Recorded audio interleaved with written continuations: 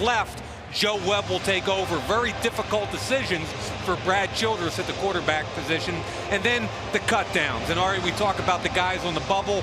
We talk about who's going to start at center, who's going to start at corner. But the reality is you got to burst tonight, make a play on special teams, make a play on offense or defense, make your final bid to get on the final 53.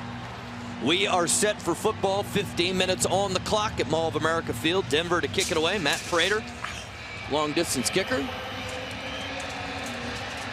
And Ian Johnson is deep for the Vikings. Johnson certainly a guy who is on the bubble. Johnson will come up from his own 2-yard line. Across the 20, across the 30. Good return out to the 33-yard line. A return of 31 yards. Take a look at the Vikings offense led by Tavares Jackson, who will get the start tonight. Tavares has not had a chance to play much in the preseason. Tavares solidly in as the number 2, getting the start tonight. And across the front, we'll see Patrick Brown at left tackle, DeGear, Cooper, Ryan Cook, and Drew Radovich. Albert Young, the starting tailback. Tay Biddle and Greg Camarillo are the starting wide receivers. That's Jeff Dugan in motion, the tight end. On the ground, it's Young. There is a flag down. And pick up a close to 5 on first down. Well, that was a good hard count by Tavares. He got both outside linebackers to jump.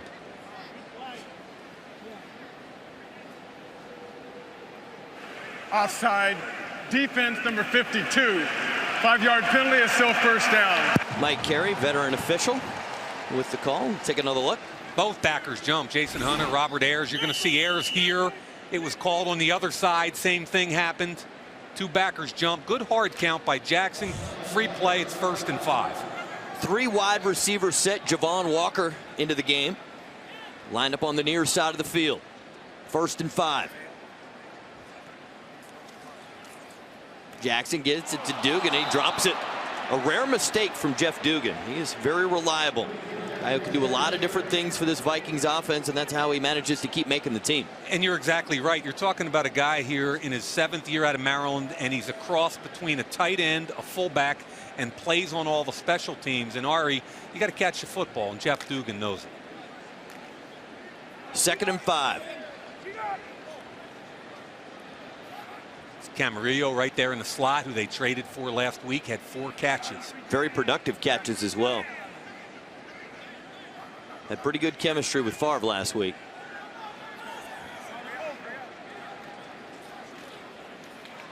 Jackson with time, and that's dropped by Garrett Mills. So a couple of drops from the tight ends to start tonight. I thought Tavares could have made that a little easier for him. He cleared the linebacker, and at that point, you can put it on his front shoulder. The safety was not in play. So he made it a more difficult catch than it needed to be. See the release? Once he clears right here, put it on him, but out in front. That's a tough catch, but a catchable ball. Right there, you know, you got to catch that. But Jim Kleinsaucer makes his living knocking down defensive tackles and linebackers. I just think Tavares could have made it an easier catch for him. 3rd and 5. Tavares going up over the top. Tay Biddle had a step, but he cannot catch up to the football. Persh Cox, the rookie out of Oklahoma State, who's had a real good camp for Denver, did a nice job getting back underneath this ball. Remember, it's 3rd and 5. Here's the move to the corner. Persh Cox is right here. He makes the read. He runs to the underneath hip. That's good coverage. Nice job. And Tavares knows a couple got away from him in that series. Chris Cluey on to punt. There you see Brad Childress having a little conversation with T-Jack. Persh Cox deep for the Broncos, and there is a flag down. They snapped it before the umpire was set back there. Great tackle. That's Colt Anderson. Terrific play on special teams. You know what? It's going to come back, Ari, but it doesn't matter. The kid got it on tape. They're going to see a great play. They snapped it before. You know how they're changing where the umpires, that all the discussions about where the back judge and umpire are? You've got to let him clear before you snap the ball, and they snapped it too quickly.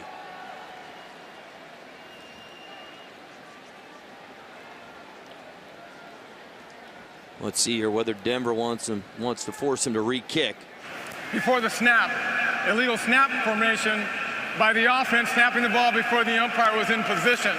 5-yard penalty, still 4th down. And even though that was a punt, Ari, there's been a lot of discussion about the umpire in his new position. And you know, Colt Anderson, one of my favorite players on the team. He's a safety that last year made his way onto the practice squad. There's the double team. He beats it easily to the inside, accelerates the entire way, and makes the play. And I don't care if there's a penalty or not. That's on tape right now. And if I'm him, let's watch him on the double team now. The double team's going to get interesting because there are two guys really upset they let him go right here. See if he can do it on back-to-back plays and hold everything. 97, 5-yard penalty is still first. A bit of a rough start here for the Vikings. Yeah, 2 drop passes, penalties. Brad can't be happy. That's Brian Murphy to our right, the special teams coach. All right, gunners and jammers right here, folks. It gets really crazy in there. 2-on-1, jobs on the line. Well, Colt Anderson got held. There's no flag. Oh man, we got to see that. Catch, we have to see that. They were like, know this, Colt, you're not making the tackle no matter what. You just embarrassed us, and this happened to me my 1 year in the NFL. Watch what happens here. Tries to split the middle. 12 right there. Holds him. Now watch what keep happens here. You want to talk about infighting and battling? That was Matthew Willis holding him the whole way. Matthew Willis on one side, Eric Decker from the University of Minnesota on the other side. It's all about survival tonight, and that's what you're going to see. Talked to Colt before the game. I said, I hope we get to talk about you. He made quite an impression here right out of the gate. 1st and 10 Broncos. Kyle Orton from the shotgun. We're going to set up the screen to Buckhalter. Has some room up the sideline. Gain of 12. You know, Ari, my first year in the NFL in the New York Giants, I was actually it was a preseason, and I was a gunner. And the first play against Dick Vermeil's Philadelphia Eagles, and I'm a Philly guy, at Philly, I beat him outside. I sprint down the field. I make a big hit. The ball goes flying. I'm all excited. But the 2 guys that I beat were both veteran safeties, and boy, were they mad. The rest of the game, all they did was deposit me on the sidelines. I got killed by these guys. So one of your buddies at NFL Films could put that footage together. When I'm in a bad mood, just seeing you get beat up a few times really make me feel better. A complete pass out there on the outside. Orton probably not going to play too much tonight. Orton in his 6th year out of Purdue. Had great numbers a year ago for the Broncos. They finished at 8-8, got off to that 6-0 start, and then they cooled off in the second half. You'll notice, however, that Denver has the majority of their starting team in. Josh McDaniels not happy with the way they've been playing. Ryan Clady's been hurt, their left tackle. He's back tonight. He wanted to see the reps against the Vikings number 2D. So this is really their 1-0 against the Vikings 2D. 2nd and 10. Orton's in some trouble, and Sherrills, cornerback, trying to get a job on this team. Another one of those Minnesota products, a gopher, gets the sack. Loss of 11 on the play. That's one of our bubble guys coming off the edge. Boom. Sherrills coming off the slot, unaccounted for, makes a play. There he is. They see him late. Poor job picking up by the tailback. That was Terrell Buckhalter who saw him late. And again, Ari, young guy, making a play. 3rd and 21.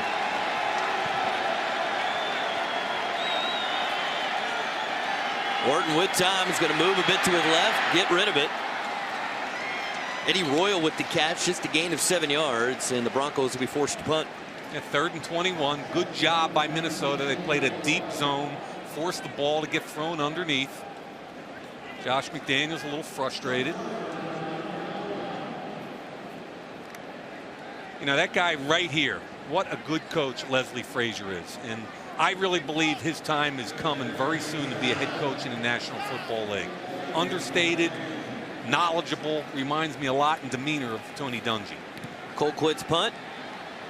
Good high punt. Sherrills from his own 18.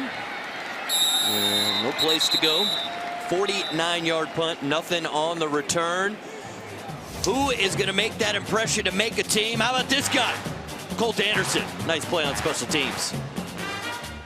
the way his teammates love to play with this guy. I mean, they were so excited. They overcame that gruesome injury. Got a titanium rod in his leg. But just to see him at camp and see the way guys react to him, he's a critical part to that defense.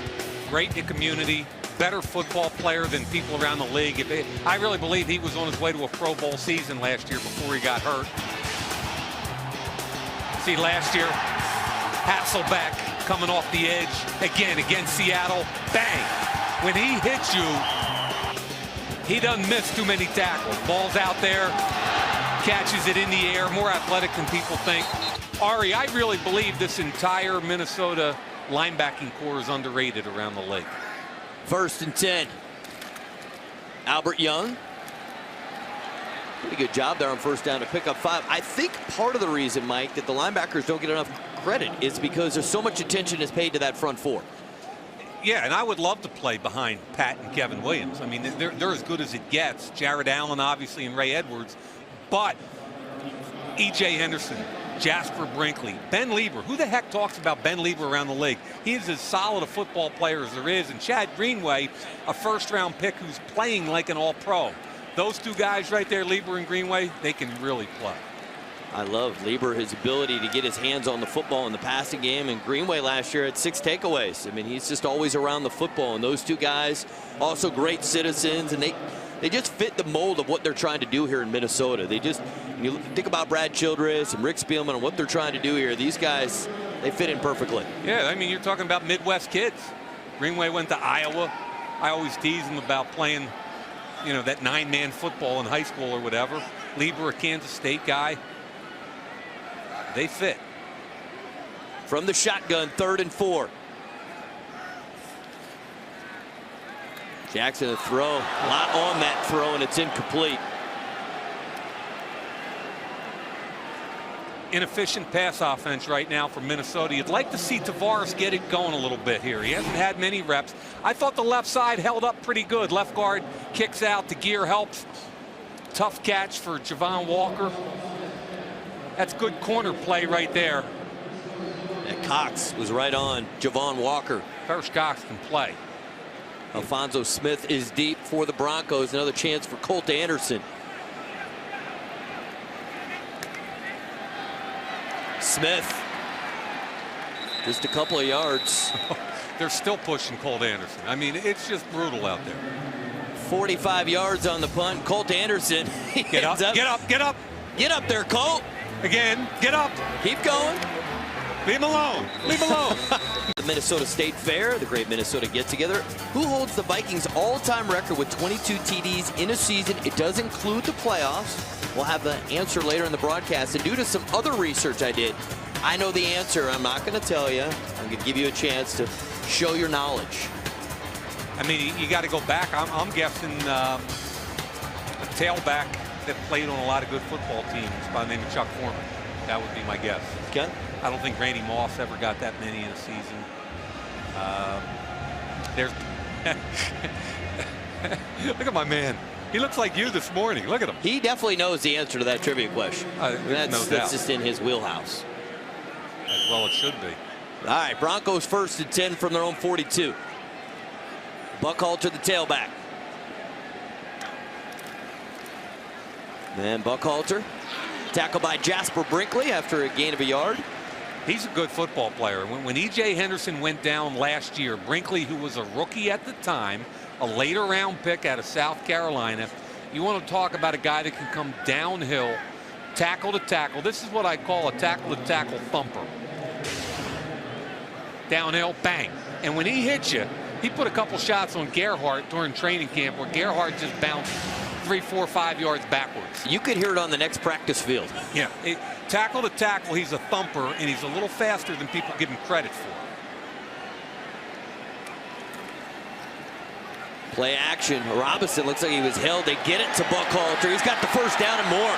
Buckhalter inside the 41-yard line. 16 yards on the play for Buckhalter. Screen was well set up that time by Kyle Orton. play action. Look at them roll this way, and then they're going to screen the opposite way. Misdirection screen. Good job by Big Stanley Daniels. Just kind of seals the inside, and Correll Buckhalter, wily veteran, picks up significant yardage. When Buckhalter is healthy, very efficient back. One of the few backs in the league who's since 07 averages more than 5 yards per carry, and there he shows his ability in the passing game, and he's pretty efficient. Real nice compliment for years in Philly with Westbrook. 1st and 10. Showing some speed to the outside. Forced out of bounds at the 36-yard line after a gain of 5. You know, Asher Allen, again, the nickel, I think, next Thursday night, who's starting tonight, came off the edge, and you got to make a force here. When you look at him come low, he gets under the back. You got to get as physical as you can and try to disrupt the lane of the back. Here's a good look at it right here. Get tighter, come harder. Pretty good job. They were slow from the inside out. You got to blow that thing up as quickly as possible, and they've got the best example in football in Antoine Winfield. 2nd and 5. Going downfield, incomplete. Gaffney, the intended target, at the 19-yard line. Interesting throw there. That's a veteran throw. He had time. It wasn't there early. He let him clear the first window and tried to lead him into the second window. So there's good underneath coverage. The back went the wrong way. Look at the coverage under here. It's good. He lets him clear and then throws it. Wide receiver Gaffney's got to be more aggressive getting to the second window. 3rd and 5. Vikings defense in the preseason has been outstanding. They've only allowed 1 offensive touchdown if they can get off the field. Orton will throw, finds the tight end who has enough for the first down as Marquise Branson out of Central Arkansas makes the catch. Crossing routes, anticipating man coverage. They're trying to pick people off with natural pick plays. Watch all the crosses over, and the underneath route by the tight end. Branson catches it, gets just enough for a first down, tackle by Sherrills. 1st and 10 Broncos put together a pretty nice drive. Started just outside their own 40-yard line. 1st and 10. Good penetration. Buckhalter, he's in trouble and he'll go down. Brinkley with the tackle, but it was the initial penetration that set up Brinkley. Big Fred Evans fighting for a job, 5th-year player. Again, I tell everybody that this Vikings defensive line, look at the quickness off the ball by Fred Evans, playing the 3-technique tackle there for the Minnesota Vikings. Almost looked like offsides to me, but Ari, I've said all preseason long, the 2nd defensive line for the Vikings is better than a lot of NFL first defensive lines. Great depth at that position. We're going to go through the position groups tonight, and Mike's going to talk about the guys he thinks have made the team and other guys who are fighting for jobs. That'll be a theme throughout tonight's broadcast. In the final preseason game for the Vikings, there you see outstanding defensive line coach Carl Dunbar looking on. Still scoreless from Mall of America Field. Tickets in the Miller Lite End Zone Party Deck all season long. Go to Vikings.com. End Zone for a schedule of street team appearances. Brought to you by Miller Lite, the official beer sponsor of the Vikings. A lot of fun to be had here at Mall of America Field during the 2010 season. Keep in mind, Vikings were undefeated at home a year ago. They went 8-0, plus winning the playoffs as well. Orton going down the field, and that is broken up nicely. That's Lito Shepherd. And Lito better get ready, Mike, because he has to start next week against New Orleans. He's going to have to be back in coverage quite a bit. Trust me, batten down the hatches. I saw New Orleans play in practice against New England a couple weeks ago. This is a really good break on the football and a deep route. But New Orleans comes at you with so many talented wide receivers. Drew Brees gets rid of the football so quickly that you have to hold up on the edges because you're probably not going to get to Drew. And that's why the corner play is going to be so critical a week from tonight. 3rd and 14, blitz is coming. Orton avoids it and finds Brandon Lloyd for a Bronco first down. 17 yards on the play, and a nice job by Orton to feel where the pressure was coming from and find the receiver. And you called it right here, Ari. He felt the pressure, and Lito Shepherd slipped when Brandon Lloyd made the cut back. Okay, so here comes the pressure.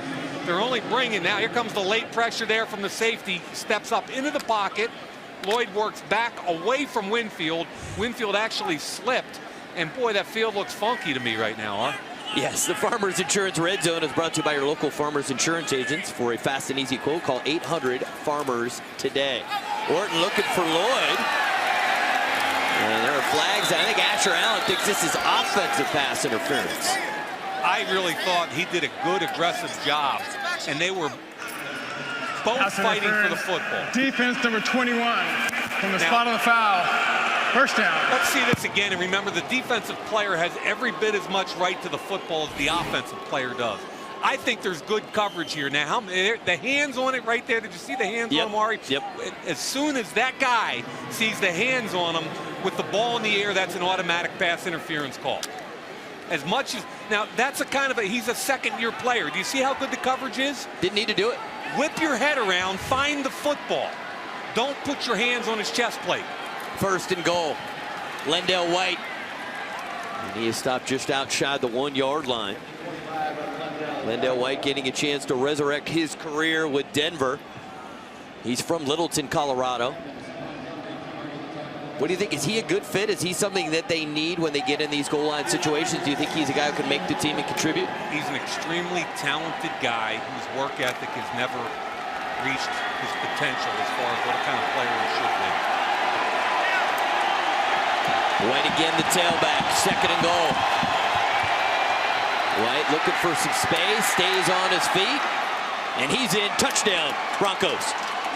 2-yard touchdown run for Lendell White. There's a little battle going on down there, semi-fight. Vikings take touchdowns very seriously. Lead block on the edge, good job. Running back White cuts it up. He gets in. No question it's a touchdown. If you let him get downhill, he's going to score every time. On the goal line, you've got to get penetration, and you got to either force him airborne or width.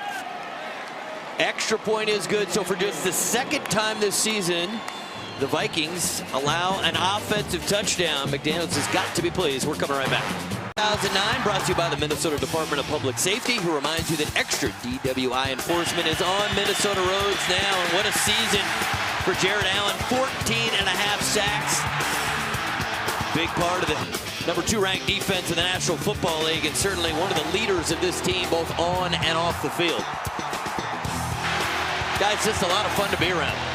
72 sacks since 04. I mean, you want to talk about productivity. He came out of Idaho State, later round pick. He's long, he's relentless, his motor never stops, and he understands leverage. Strong kick, Ian Johnson. And he will stay put. It'll be a touchback. We will step away. A little more than 6 minutes to go in the first quarter. And Jared Allen, a lot of value on joining the Vikings at the Mall of America on October 4th. Meet Vikings players, sample food from some of the Twin Cities' finest restaurants, and bid on exciting silent auction items. For more info, go to Vikings.com or call 612-VIKES.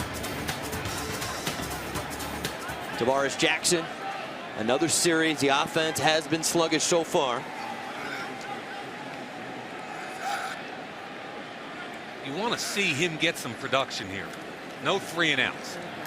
And try to set up the screen, and Jarvis Moss, nice job there. Get his hands up as they were. And now T-Jack is 0 for 5, Mike. And as far as the wide receivers, keep in mind, these are my opinions. And Sidney Rice is on the PUP. Ineligible to return until week 7 through 12. So basically, I think 5 are on the team, and then Logan Payne and Javon Walker are fighting for an opportunity to be either the 5th or 6th receiver. You don't know how many they're going to keep, Ari. It could be 6, because remember, with Rice on the pup, he doesn't count against the roster. A disappointing Logan Payne just having to deal with some injuries, because he made some great plays offensively in that first preseason game. He had a touchdown, and they did some stuff on special teams as well against San Francisco. George Stewart, one of the better wide receiver coaches in football. Thought he did a great job with Sidney last year. 3rd and 8. See if T-Jack can't keep this drive going.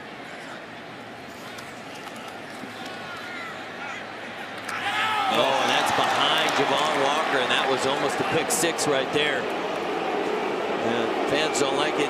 Saquon Thompson, the rookie out of Cal, 7th-round pick, almost had himself an interception. Yeah, TJ's taking some heat now. I love Saquon Thompson in the draft, but my point is, when you make this deep throw on an out-breaking route, the ball's got to be on the sideline. It can't be on the inside shoulder. Look where it is. He's got to come back and around for it, and the minute you do that in the NFL, you're taking a chance of a pick six. Kluwe to punt, Thompson a chance at a return. Thompson's going to let it bounce. And Thompson fights his way to the 33-yard line. 55-yard punt for Chris Kluwe. And that Colt Anderson battle was a tough one again. Get knocked down on the sidelines, trying to make a play. Love Raynaud.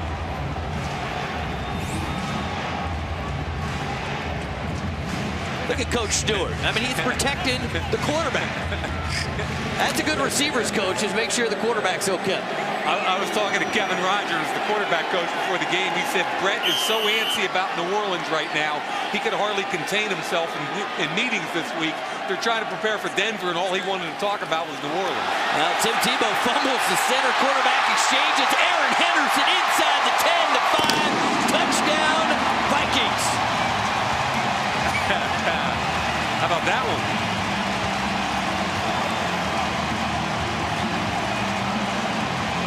Aaron Henderson continues to make plays. He's getting better and better. And here, this is just gift wrapped. That ball almost looked like the reverse fumble-rooski. It went on the other side of the line of scrimmage.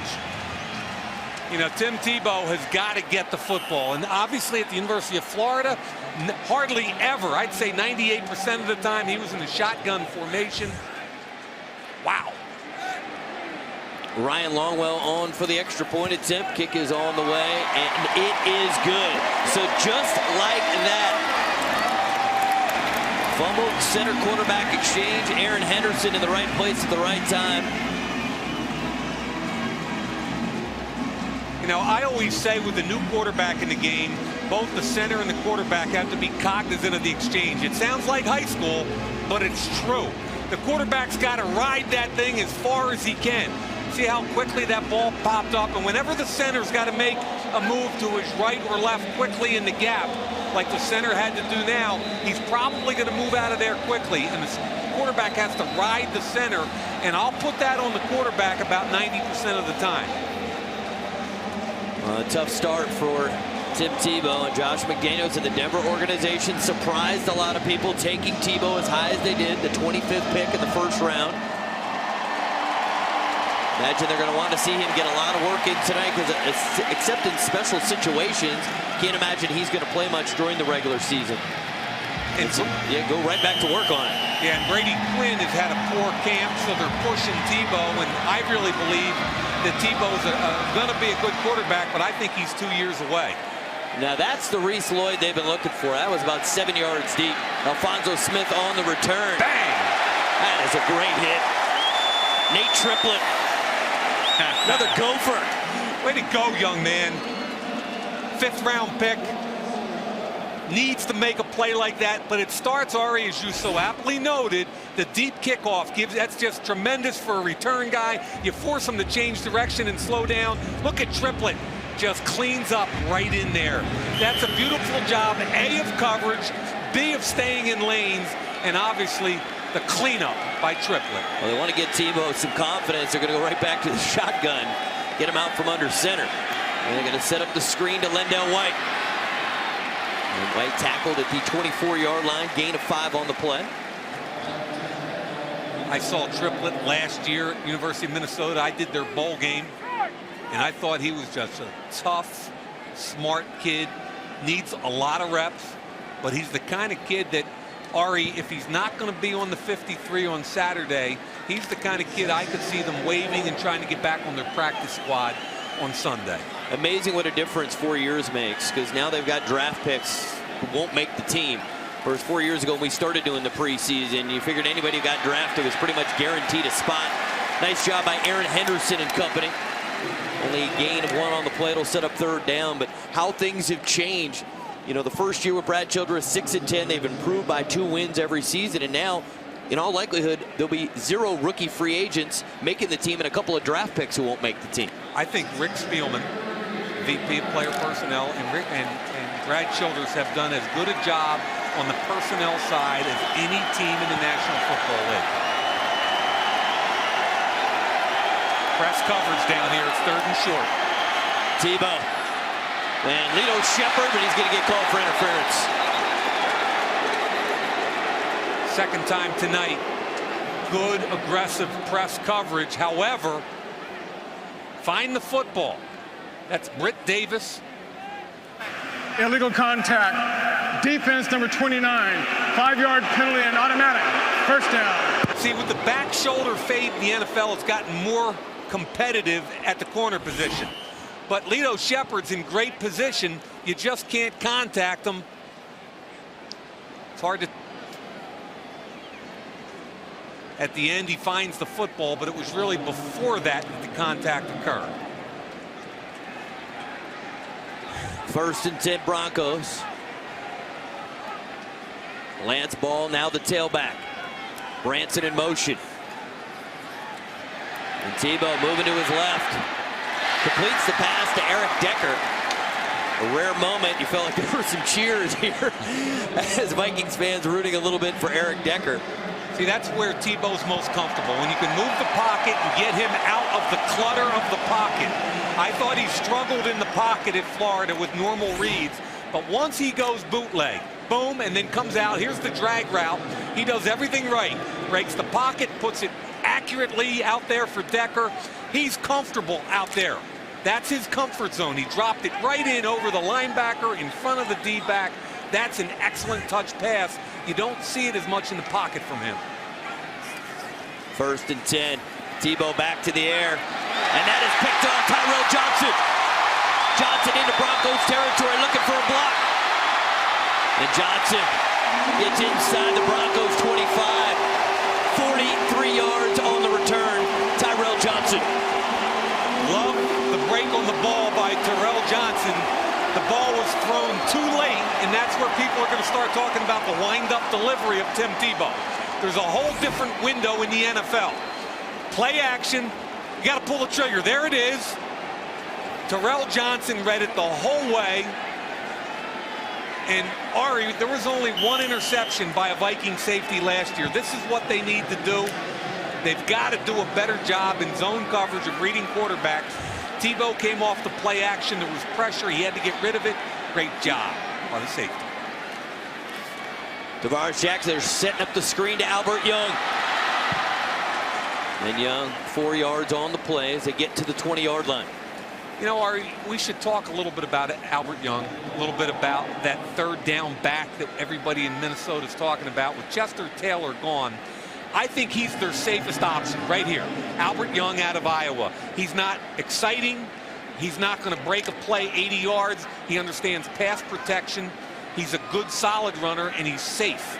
Everybody around here wants Toby Gerhart or Darius Raynaud, but I think he's the safest of the group. Well, I also used a word I think is perfect. Is there he's going to grind his way to a 1st down. Is he's just solid in all areas. They can trust him out there. Gives you a little bit more comfort than throwing a rookie out there. And Brett Favre wants to know who his 3rd down guy is.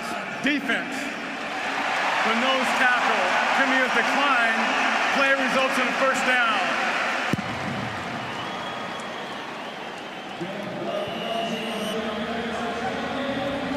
First Vikings 1st down. Farmers Insurance Red Zone is brought to you by your local Farmers Insurance agents. For a fast and easy quote, call 800-FARMERS today. 1st and 10. It's Young. Not much doing on 1st down. Gain of a yard. Getting a little feisty in there. I like it.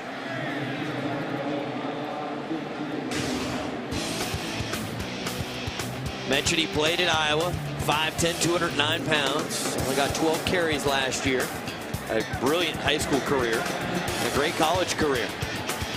The guy I think a lot of people didn't expect to still be in the NFL at this point. He's found a way to contribute. He's got better every year, and like you said, Ari, jack of all trades, master of none, but might be good enough to get a roster spot again. See, he's solid. He makes the correct cut. He understands inside and outside zone, which is the basis for their run game here. He made the good cut off the lineman. He lowers his pad level. He maximizes it for Coach Eric Bieniemy, the running back coach. And I really think the kid is safe, solid, and he's going to get a lot of snaps this year. And I think a great move by the Vikings to make sure that Eric Bieniemy did not leave and go join USC by keeping him here with the running backs and his development of Adrian Peterson and this group of backs. Great decision to add a title to his credit and keep Eric Bieniemy as the running backs coach. Give him a couple extra dollars with that title now. Oh, yeah. 3rd and 5. Albert Young makes the catch, stumbles, and he's going to get buried. Is that Joe Mays? Yes. Number 96. Joe Mays came out of Philadelphia Eagles system, made the team, had a couple starts there. It's a good pickup as an inside linebacker in the 3-4 defense for Denver. Well, decision time here, but they're going to have some time to think it over.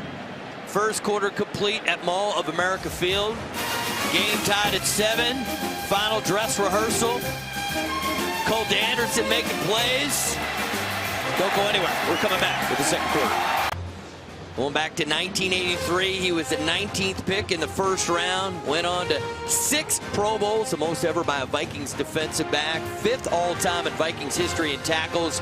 4th all-time in interceptions. And Mike, while we're watching these highlights, he said, you liked it back in the day because they were allowed to hit. I guess the NFL is too soft for you now, huh, Mr. Old School? Some different rules today, but talk about making plays on the back end. That's what the Vikings need to do this year, and that's obviously what they did back in the 80s. Ryan Longwell from 27 yards. Kick is on the way, and it is good. So the Vikings trailed 7-0. They have responded with 10 straight points, and they have their first lead tonight. Verizon on the airwaves and craft your signal at Verizon, official wireless partner of the Minnesota Vikings. Verizon, rule the air. There you see Joey Browner, 9 seasons with the Vikes, and led 6 Pro Bowls, the most ever by a Vikings DB. Vikings to kick off. They have the lead for the first time tonight, 10-7. Preseason finale here at Mall of America Field. The regular season kicks off for the entire National Football League with the Vikings at the Saints a week from tonight. And that place will be rocking. Yes, sir. Reese Lloyd, another strong boot. He has bounced back from a weak performance against Seattle. That forces a touchback. And we talk about roster moves, roster cuts. Reese Lloyd will be a part of that equation. They brought him in to perhaps just be the kickoff guy. And he's certainly doing a much better job tonight than he did on Saturday. Yeah, it looks a little. The bottom line, Ari, is in a dome environment, if you're going to keep an extra kicker just to kick off, he better get 60% or more of his kicks into the end zone and non-returnable. Much happier guy. He in fact tweeted after the game on Saturday and apologized because of how poorly he kicked. And good to see a smile on Reese's face. So 1st and 10 Broncos. Tebow under center. Now, I thought Fred Evans jumped the snap there. I think they're reading Eric Olson, the center. Ari, they're getting a real quick jump there. Offside. Defense number 90. 5-yard penalty is still first. Fred wants another look. He's not sure. He's looking up at the Jumbotron. There's the ball. Watch the ball. That might have been okay. That's one of the quickest get-offs you'll ever see right there. Let's see the ball move. That's close. Boy. That's really close. And you can't. That's one you can't blame Tebow for. But you see the little head bob of Eric Olson, the center. Some of the guys, when they get in the rhythm, they look down, they come up with a shotgun guy, down, up. And when they look down again, guys jump it. More problems on the offensive line. Number 67. 5-yard penalty, first down. Batiste, 3rd-year man out of Louisiana Lafayette. What a good name for a Cajun, huh? Absolutely. D'Anthony Batiste. What, are you kidding me? Fits in perfectly. He'd be on that Real Blood show or whatever they call that thing. What do they call that? First Blood, Real Blood? Vampires? You asked me a lot of questions Saturday, and I felt like, I was in the A-, B+ range, but I don't have an answer for you there. All right, no problem. Okay. How'd you like to be Tebow right now? I mean, you drop the first snap, goes for 6 points. Then the interception leads to field goal. He's got to come back strong here. Lendell White grinding. And gets to the 25-yard line, gain of 5. Melinda White's getting plenty of opportunities here for Denver. Noshawn Moreno, their starting running back, not playing tonight. Buckhalter solidly in as the number 2.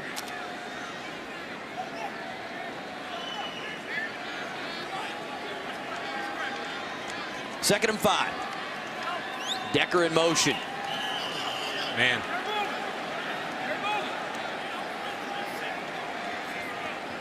It's pretty ugly right now.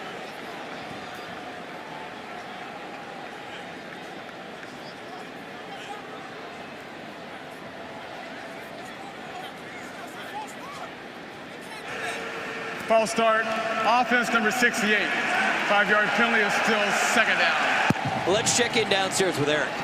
Hey guys, it's nice to see these first-team defensive linemen not just sitting on the bench, but on the sidelines cheering on the other guys. It's pretty cool to watch you guys do that. Yeah, it's fun to watch these guys play, you know, and we're a big family, so we always get up and try to support the other people, and the faster they do their work, the faster we get to go home. Exactly, but it is a nice luxury to be able to take this final game off before the game next week, and to have all the pieces in place, knowing to up front. Absolutely, you know, I think it gives us a chance to really rest and actually start preparing for, you know, the Saints a couple weeks ahead of time. And, you know, to be honest with you, it's just it's fun to see these young guys play and watch our team come together. But most importantly, we get the rest, especially because we play on Thursday this week. And it's tough, I would imagine, you know, seeing the roster trimmed down to 53. I mean, the management's got to do what they've got to do. But you've been battling with these guys for the last few weeks. It's going to be tough to see some of them go. Yeah, you know, I think there's going to be some young guys that make this team that they're going to surprise people. But, you know, we have such a veteran team that we know pretty much what the team's going to be like. And, you know, a few spots here might change. But, yeah, it's always a tough day. You know, it's part of the business. That locker room kind of shrinks and everybody looks around for a few minutes, but you get back to work. You're itching to go, aren't you? Absolutely. Start getting the real thing underway. All right, guys. Jared Allen, that's a story from here. Back up to you. Thank you, Eric. You know, I had a chance to talk to Brad Childress today, and he told me a funny story about training camp, practice the other day. Flip Sanders showed up, coach of the Washington Wizards, along with his first-round pick, John Wall. So they're watching practice, and at the end of practice, Brad brings everybody together. And he says, okay, he introduces Flip and John Wall. He said, John, you ever play free safety or return punts? And John Wall said, no. He said, well, we're going to put you back to catch one punt. If you catch it, the next 28 plays we're taking off. The first team defense does not have to go in any of the 28 plays. We're just going to eliminate them. Team goes nuts. Brad goes up to Kluwe and says, no bunnies. You got to really kick it. He hit one 50, 60 yards in the air. John Wall didn't even touch it. It was so bad. All the players started booing. So then he kicks a little bunny. He catches it, and the whole team ran off the field. Love it. I'm surprised John Wall didn't catch it in stride. That guy's a freakish athlete. Third and short. Lance Ball trying to fight for the first down. I believe he has enough. 2 yards on the play. They only needed 1. So 1st and 10 coming up for the Broncos. Yeah, DeAndre Wright got lit up a little bit there with corner support. He's only 5'11", 190. And if he's going to be at your point of attack on 3rd and short, you're in a little bit of trouble. Put a big body on him, and he opened up the door. 1st and 10. Lance Ball. No place to go. Johnson, along with Tremaine Johnson. Both of them got in there. Tyrell and Tremaine. Yeah, they're coming after him right now. There's no synchronicity in this offensive attack, and they're coming after him. From the outside is Johnson, from the inside. Right there, Tremaine Johnson. And he's a free agent in his 2nd year out of LSU. I think Carl Dunbar's done a great job with him. And when we talk about who they're going to cut or release on this defensive line, trust me, the rest of the league is waiting to see who gets released, because whoever gets cut can play in this league. 2nd and 13. Tebow going up over the top, looking for Willis. Wright is there, but Willis comes down with it.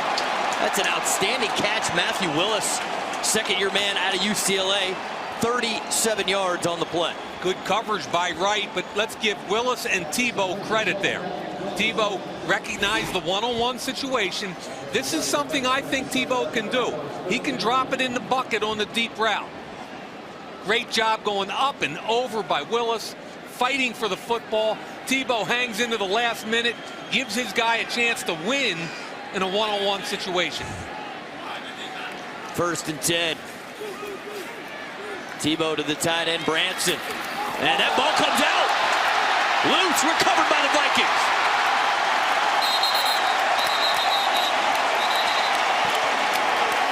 I believe Everson Griffin. Yes, it came back into coverage in the right place at the right time. The ball comes out.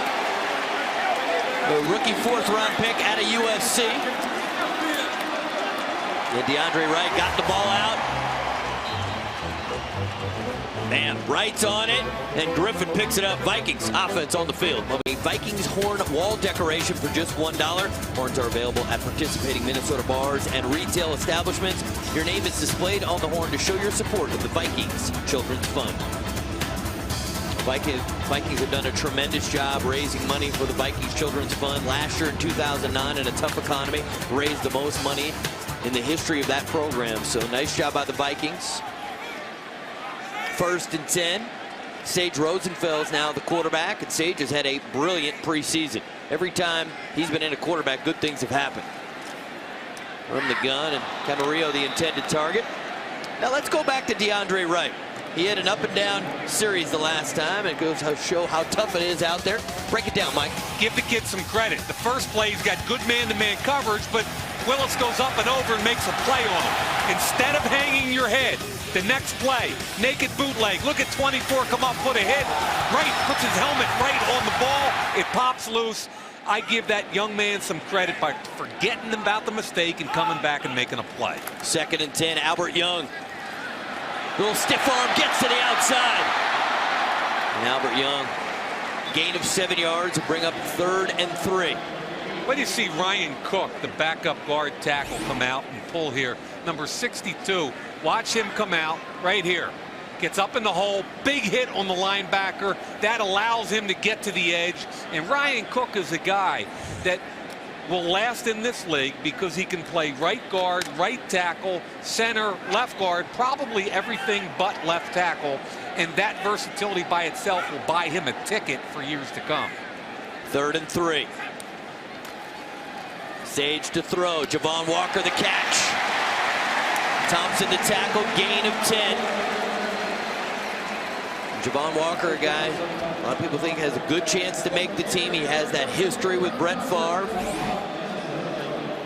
Soft corner. Sage recognizes it. What Sage does better, like the 10-year veteran that he is, he gets rid of the football on time. And he knows when he's behind that second offensive line, you better get rid of it. And I don't mean that in a bad way. It's just a fact of life. Get the ball out quickly. 1st and 10. Albert Young, no place to go. Broncos had that bottled up, including safety Kyle McCarthy, rookie out of Notre Dame. You know, Ari, you mentioned Sage, and it's worth the discussion. There are 4 quarterbacks on this roster. And again, if you assume that Favre and Webb are both here, and then you got Jackson at 2 and Sage at 3, Sage is the only quarterback with a guaranteed contract, with a contract beyond this year. Tavares could be gone, Brett could be gone, Webb's not ready. So I know they're trying to move him, or at least I think they're trying to move him, but it's difficult when he's the only guy under contract past this year.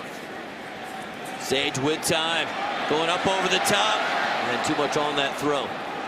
And to stay with the Sage story, you know, he lit up St. Louis week 1, threw for over 300 yards, threw the ball over 30 times in that game. And he is a guy that can walk in, understand the system, and be, I think, a functioning backup quarterback immediately. 9 NFL seasons, Redskins, Dolphins, Texans, and the Vikings. Has not started since 2008, and that is the key, though. He gets rid of the football. He doesn't take sacks. And, you know, when he came to Minnesota, it was before Favre came back the first time. I think he thought he had a chance to come in and win the job. And has not gotten a chance to get on the field. But he has been sharp in the preseason. A dangerous throw that time. And the Vikings will be forced to punt. Pressure there by Lakeven Smith, defensive tackle, defensive end. It's a good job just throwing it away. They had a cover 1, which is a free safety in the middle of the field. A lot of man coverage. Look at us getting a look up at the Vikings. How good's that? It's a great shot. The brain trust upstairs. Kevin Rogers sitting right there in the middle. The quarterback coach, who I think does a fine job. Thompson fields the punt in his own 6. That's a no-no. And he'll go down. 46 yards on the punt. A rookie mistake. And Raynaud almost lit him up. Raynaud, very popular here in the broadcast booth. The Lottery Halftime Report with Vikings Weekly host Ann Carroll. Play the Vikings scratch game for your chance to win up to $200 grand instantly. See, when you're little, they don't need the 200 grand. They're just happy to be here at the game. But Ann Carroll's going to have all kinds of good stuff coming up at the half. You know, I did like the play Darius Raynaud made on that punt, because even though he didn't make the tackle, he forced the redirection. And once you force that punt returner to hesitate, all your buddies can rally up and make a play. Bruce Hall, the tailback.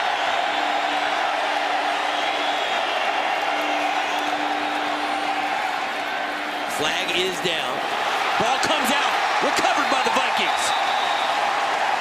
That's Aaron Henderson, his second fumble recovery of the night. Holding. Offense number 61 is declined. Play results in a first down. Paul Duncan tackled the defensive tackle who beat him to the inside, hence the hold. Colt Anderson, watch what happens. The hold is backside, but now the bounce. Two guys with great hits. Colt Anderson helmet right on the football. Watch Anderson from the inside out. That's a great hit. And also linebacker Jasper Brinkley. Colt Anderson and Jasper Brinkley lit it up.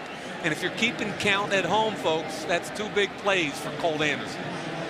And 2 big plays for Aaron Henderson. The Farmers Insurance Red Zone is brought to you by your local Farmers Insurance agents. For a fast and easy quote, call 800-FARMERS today. See if they take a shot here. Albert Young took a pretty good hit from Thompson and then still managed to pick up extra yards on the play. Gain of 5.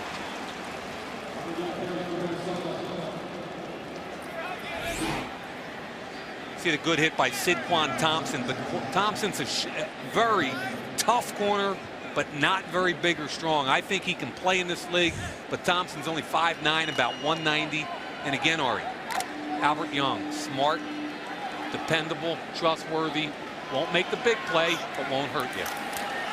Broncos had 12 men on the field. This is a free play. Jarvis Moss tried to hustle off. Is that a hustle? I thought it was, a brisk jog. Dude, get off the field. Offside, defense number 94. Half the distance to the goal. Still second down. He needed to run directly to the sideline and not angle towards where the coaches and players are. And it might not have been his fault, because who knows when the sub came in or whatever, but man. You still have to run off on your own side of the ball. Right, and you got to fly.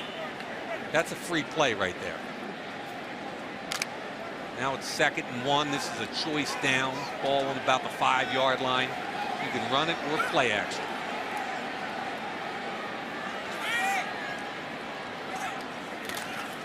Albert Young trying to push the pile. He will not get in. Stopped at the 1. Isolation play. That means the fullback, Ryan D'Imperio, comes up into the hole. Takes on the first, second level player to show. 44 D'Imperio. Watch him come right through there. Gets a block. Got to do a better job than that. Remember, D'Imperio, the linebacker from Rutgers, now playing fullback. 1st and goal. You know Brad Childress loves to run the football and pound it down people's throats. It's Albert Young. And he's pushing. He's grinding. Is he in? Yes! Touchdown, Vikings. Albert Young from 2 yards out.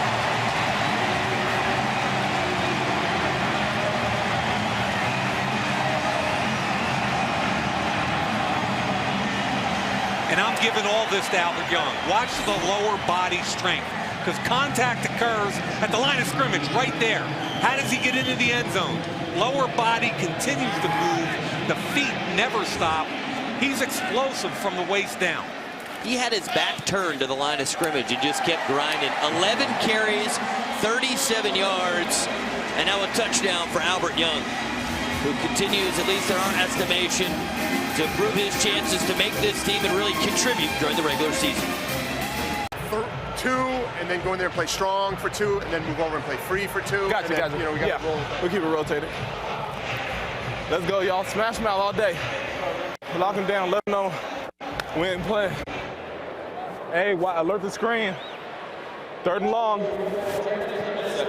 2nd and long. Exactly. Catch exclusive Wired Sound all season long at Vikings.com.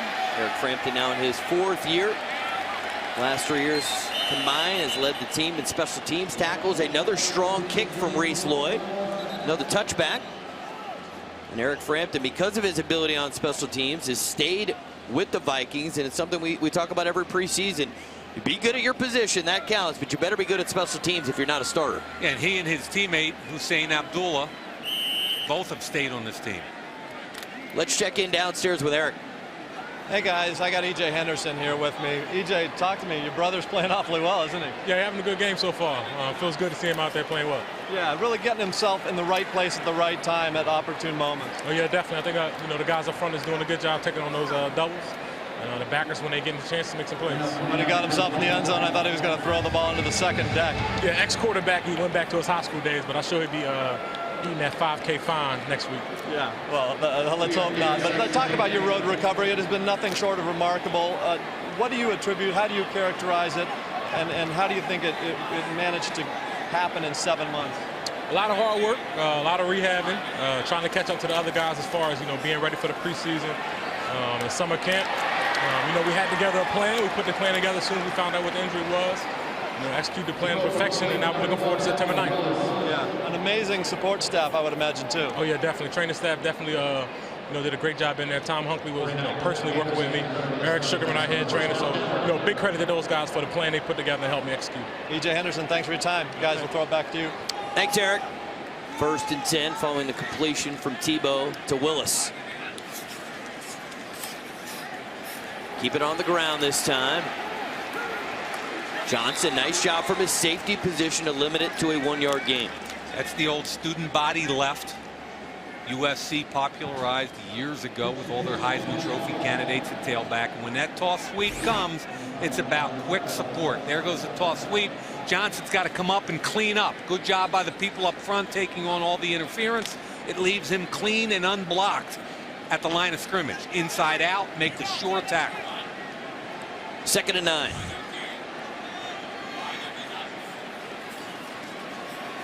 Set up the screen. DeAndre Wright had some help there. I believe that's Aaron Henderson again. 5 yards on the play. That was against cover 2, and a screen against cover 2 should not do well because you've got a hang player, meaning the corner, who's redirecting and hanging. So that corner ought to be able to get up there and make a play. Here it is. Now react up as quickly as possible. There goes DeAndre Wright, makes the play along with Aaron Henderson. 3rd and 4.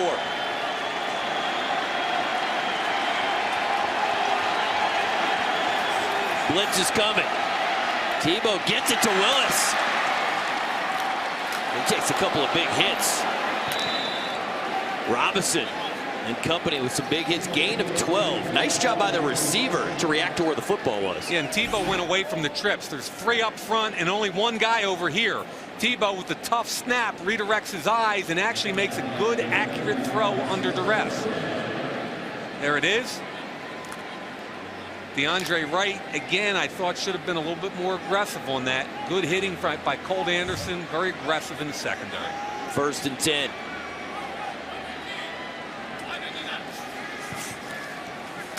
It's Bruce Hall. Just a few yards on the play, gain of 3. You see Leslie Frazier, and this guy's been a master of whatever tools he's given, makes the best of the defense, but he does have an incredible challenge coming up a week from tonight without having all his horses to take on the Saints. And I saw the Saints, I mentioned, practice 2 days with New England during training camp, and I think the New Orleans Saints are the #1 offense in this league. Drew Brees, is phenomenal. The ball gets out of his hands quickly, which can negate the Vikings pass rush. It's a challenge, Ari. Tebow gets it to Decker. And Decker takes a pretty good hit. Gain of 8 and another Broncos first down. Tebow's had a much better drive this time. Yeah, he's calmed down after the initial fumble and interception. He's calmed down. And people ask me all the time, you know, what do you think of this kid? And is he ever going to play? And my answer has always been, I love the kid. I bet on his intangibles. I think he's going to be a player. And Eric Decker, to me, the wideout from University of Minnesota, already is a player. I think he's going to contribute significantly this year for Denver. Denver with 12 first downs. The Vikings with just 3, and no place to go for Bruce Hall. A loss of a few on the play as we get close to the 2-minute warning. Toss sweep again, Heath Farwell, and when we talk toss sweep, it's really a power play, and you got to eat up blockers, and if you eat up blockers, somebody's going to come through untouched. 2-minute warning is upon us. Vikings lead the Broncos 17-7. Broncos 4 first-half turnovers. They're going to try to get some points. Media sponsor of the Minnesota Vikings. Tune in Saturday for Vikings Weekly, hosted by Ann Carroll. And watch Paul Allen on Vikings Game Plan Sundays before the game. Visit KARE11.com for showtimes. How cool is that, Ari? Getting ready to come out and play here at Mall of America Field. I like it. You know, you're 8 or 10 years old, and you're out here going to play at halftime of a Vikings game. You'll remember that your entire life. 2nd and 13. Tebow able to complete the pass, and he's able to get out of bounds. Smart play there. That's Britt Davis. How about Tebow before the game, huh? Talking to the little guys, getting them ready for their game. And he is what he seems. He's genuine. I got to know him through the draft process a little bit. I talked to him before the game. He genuinely went over there. Nobody said it. There were no cameras that he was aware of. He went over there to hang out with the kids. Every one of those kids is going to go home and say, I slapped hands with Tim Tebow. I mean, are you kidding me? That's awesome. How cool is that? 3rd and 6. No blitz. Tebow. Man, it's something he can do and do well is run. Boy, he stopped himself shy of the first down, Mike. He could have easily gotten the first down, but then wanted to make that extra move. NFL defenders are a little different than college defenders, and I think he's learned that since the Senior Bowl. Okay, this is a good job of understanding that he's got nothing. He steps up. Now go get the first down. Drop your shoulder and run over Heath Farwell. Instead, you try to make the cut, and you give away the first down. So now it's 4th and 1. And by the way, he's weighing about 245 without an ounce of body fat. He's put together. I was teasing him before the game. I said, don't get any bigger, or you're going to be a pulling guard soon. And he just cracked up. But my point is, Ari, run him over. Look at him. Look at him. He's a beast. He is a big boy. Denver uses a timeout with 67 seconds to go in the first half. Calling it 4th and 2, and Tebow's going to go over and chat with his head coach. Understand that those two guys are joined at the hip together. Josh wanted that pick, and 3 years from now, Tebow better be his quarterback. Now, you can probably only keep 6 or 7 linebackers on the Vikings, and they're loaded at this position. Lieber, Henderson, Greenway are your starters. Curran, Henderson, Jasper Brinkley, Heath Farwell, and Anatolo are spectacular on special teams. That leaves Nate Triplett, and I really think he's a candidate for practice squad. 4th and 2. On the ground. I don't think he got it. Big hit. Bruce Hall got hit hard. He's short of the first down. The Vikings are playing on the Denver side of the line of scrimmage. Wow. Watch the pushback right here. And then at the point of attack, great inside-out tackle. That was Jasper Brinkley. And I don't care if this is the 4th preseason game or not. Your juices get flowing. You want to win a game. Brinkley is a load. He is a downhill thumper. And Ari, he just thumped. He certainly did. That guy can bring the wood. All right, 1st and 10. Minute 1 second remaining. Vikings still have all 3 timeouts. Let's see what they decide to do here. It's Albert Young. They're going to stay conservative, at least on first down. I thought they might try and work that little 2-minute offense there with all their timeouts left and a veteran quarterback. I think Brad's content to say, hey, let's not get anybody hurt. Run the thing out. But here's another excellent coach, Darrell Bevel. quarterback at Wisconsin, followed Childress from Northern Arizona to Wisconsin. Father was a coach, Chaparral High School in Arizona. He can coach now. He's going to be a head coach also. Both those coordinators are ready to go.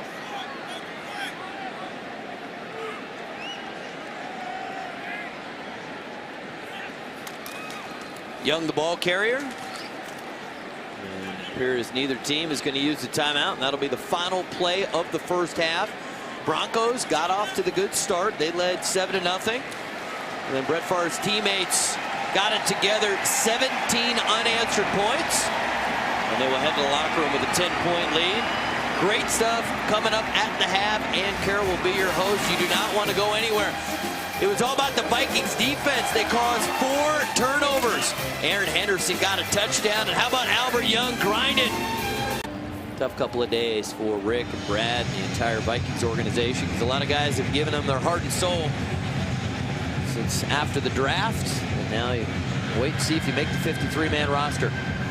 Interesting first half, Ari. I mean, Denver had 195 net yards, the Vikings 54, yet find themselves down by 10 points, obviously because of turnovers. 4 turnovers for the Broncos. Reese Lloyd, every kick tonight has gotten into the end zone. This one will be returned. This is Cassius Vaughn, and he gets to the 22-yard line, a return of 26 yards. Ian Johnson got a piece, another guy that needs to make plays tonight.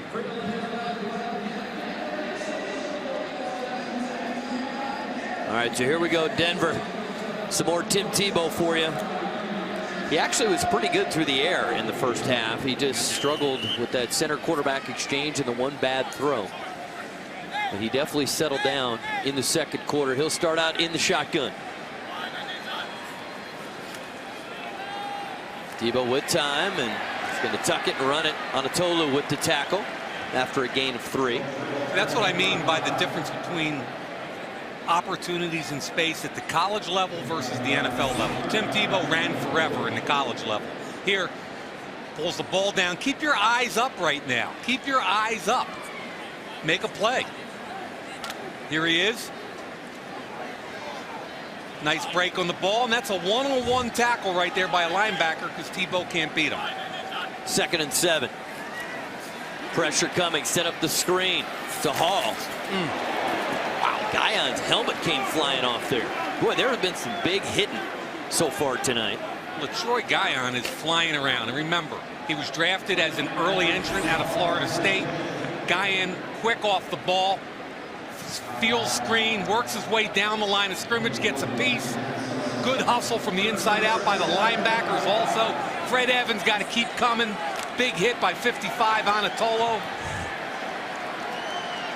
This second group's flying around, man. They're hitting. 3rd and 7. A-gap pressure. Is it coming or not? Both drop out. Flag down. Tebow looking downfield.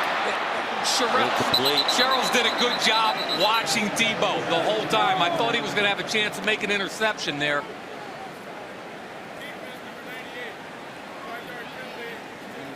Yeah, it's LaTroy Guion offsides. Can't wait till we get a chance to talk to Rick when he gets here. Sherrills on the ISO. He's in zone. Now, that's it. Get back underneath Willis. Read the eyes. Read the quarterback. You get a chance to make the play. And when you do, and you're a bubble player, you better catch the football. But a good job understanding zone concepts and using zone eyes. Denver 4 of 6 on 3rd down. Tebow the throw. Willis the catch. A couple of connections tonight between Tebow and Willis. Good call, Ari. And both of them on the same route. Backside of trips. One-on-one on a slant. Tebow a little bit more comfortable with the quick drop. Backside right here. When you're the backside corner like that, you've got to press tighter. That time it was Sherrills. In the first half, it was DeAndre Wright. Bruce Hall. Some room up the middle of the field into Vikings territory. Gain of 9 on the play. Good block by the move tight end, Ryer Greer there. Little wham block opened up the hole. Now Aaron Henderson is shaken up right now. He is grabbing his left arm. Watch 83 coming across the formation right there. That's Ryer Greer, the block on Henderson. Then he immediately says, I'm coming out. Hopefully Aaron Henderson is okay. He's made some plays tonight, 2 fumble recoveries, including one he took 35 yards for a touchdown. He's a good football player. Valuable on special teams and coming along as a linebacker. Jasper Brinkley into the game, and the Vikings need to use a timeout to get the right personnel on the field. Well, that's good because we're going to get Spielman in here. We need him. The vice president of player personnel going toe-to-toe with Mike Mayock. Must-see TV. Toe-to-toe. You can't go anywhere. Spielman's coming to the booth. We'll be right back. In the third quarter, Vikings lead by 10 over the Broncos, and what's becoming a staple of Vikings preseason football. Vice President of Player Personnel Rick Spielman joining us in the booth. Rick, great to see you. We know you've got a tough couple of days coming up, but it's good to have tough decisions. That means you've got a good football team. Yeah, no, we got a lot of tough decisions to make. Hall there, pretty nifty move, and Colt Anderson comes up from his safety spot. And the gain of 9. Yeah, the hardest thing is you've accumulated since the draft and through free agency all these guys and these 80 bodies that come into camp, and they've all worked extremely hard through the offseason, and now you have to cut guys, and it's the worst day of the year for me. And I know Coach Childress, as we sit there and go through the roster and try to pick our 53. But when you pick the 53, you also are playing into some injuries that you may have. How are you going to line up against New Orleans? What are you going to look like 3 weeks down the road when you line up again? So there are a lot of tough decisions, but a lot of different things that go into the mix just besides the best 53 players. Tebow looking for Willis again. He's got it. Waiting for a signal. Touchdown, Broncos. Willis is making a statement tonight. He certainly is. Tebow to Willis, 39 yards and the touchdown. Fred Evans blew it up from the inside out again. He's been so quick off the ball tonight, but give Tebow credit. Watch how quickly Evans gets off the ball. Penetration here, but Tebow stays in, throws it up where Willis can make a play. And Rick, that's where ball skills for a corner come in. He's had pretty good coverage, but he couldn't find the football. Sherrills did a good job turning into the receiver. Now you got to go up and find the ball, but you got to give credit to Tebow for a great throw and a great catch by the receiver too, because those guys make money just like the defensive guys do to make plays. Yeah, and I've been impressed. Tebow started poorly, and I think he's most comfortable when he's on the edge a little bit, but I think he can throw that deep fade route. That's the one thing from Florida I could see. I don't think he's great on the intermediate stuff, but the deep outside routes, he's good. Yeah, he's done a great job tonight, and if you've seen some of the other preseason game, he's made some nice throws down the field. And what you want a quarterback, especially a young quarterback, to do is to give the receiver a chance to make a play and just get it up there. Don't put it out of bounds. Get it up there and let him go up and compete for the ball. He's done a great job identifying where the single coverage is tonight, and he's gone backside off trips, one-on-one slants. He's gone press coverage, no safety help over the top with a single high safety, and thrown it up like you said, Rick, giving a guy a chance to make a play. Prater on for the extra point attempt. Kick is on the way, and it is good. 11 minutes 39 seconds to go in the third quarter. The Vikings lead is now just 3 points. And we talk about Tim Tebow struggled out of the gate. That fumble on the center quarterback exchange. 12 of 13 through the air. Air rates in 3 easy steps at Progressive.com. Season starts a week from tonight at New Orleans. What a matchup. All right, well, Mike Mayock upstairs alongside Vice President of Player Personnel Rick Spielman. And Rick, what do you think when you look at those first 8?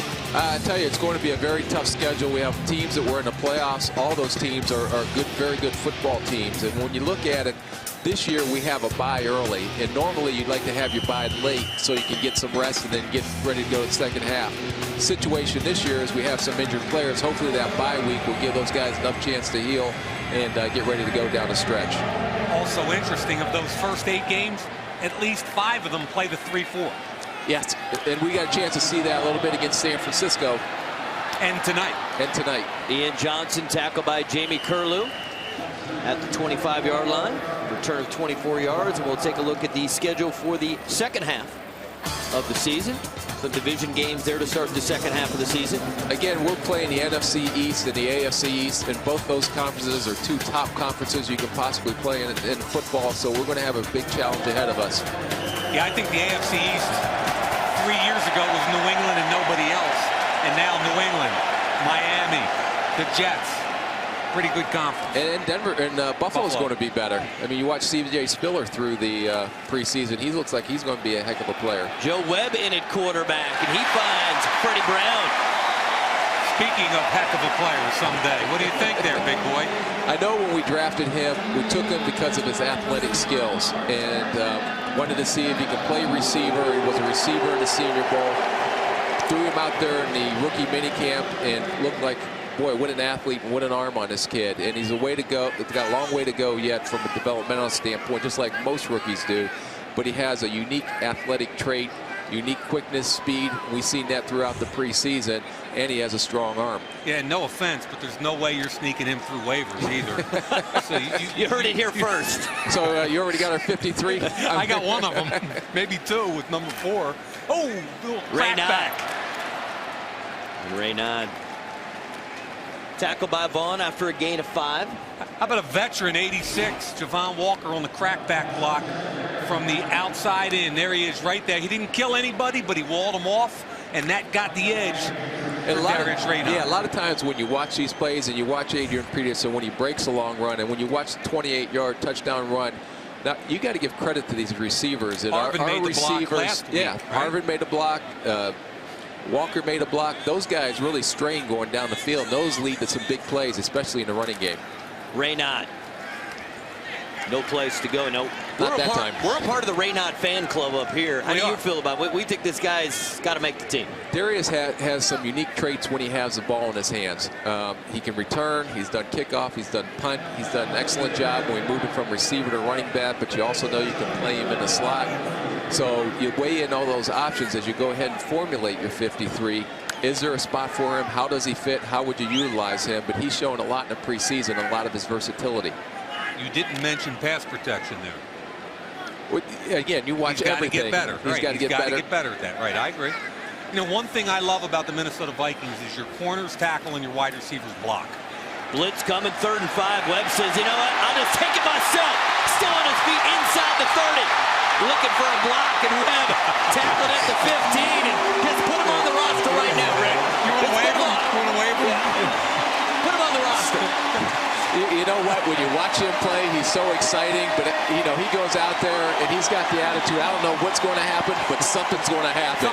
So hold on to your seatbelt. 42 yards for Joe Webb. I love the blitz pickup. The back did a great job, allowed him to get to the edge, and athletic ability does the rest. And there you go. Down there watching the replay, you're seeing the guys downfield straining and blocking. The Farmers Insurance Red Zone is brought to you by your local Farmers Insurance agents. For a fast and easy quote, call 800-FARMERS today.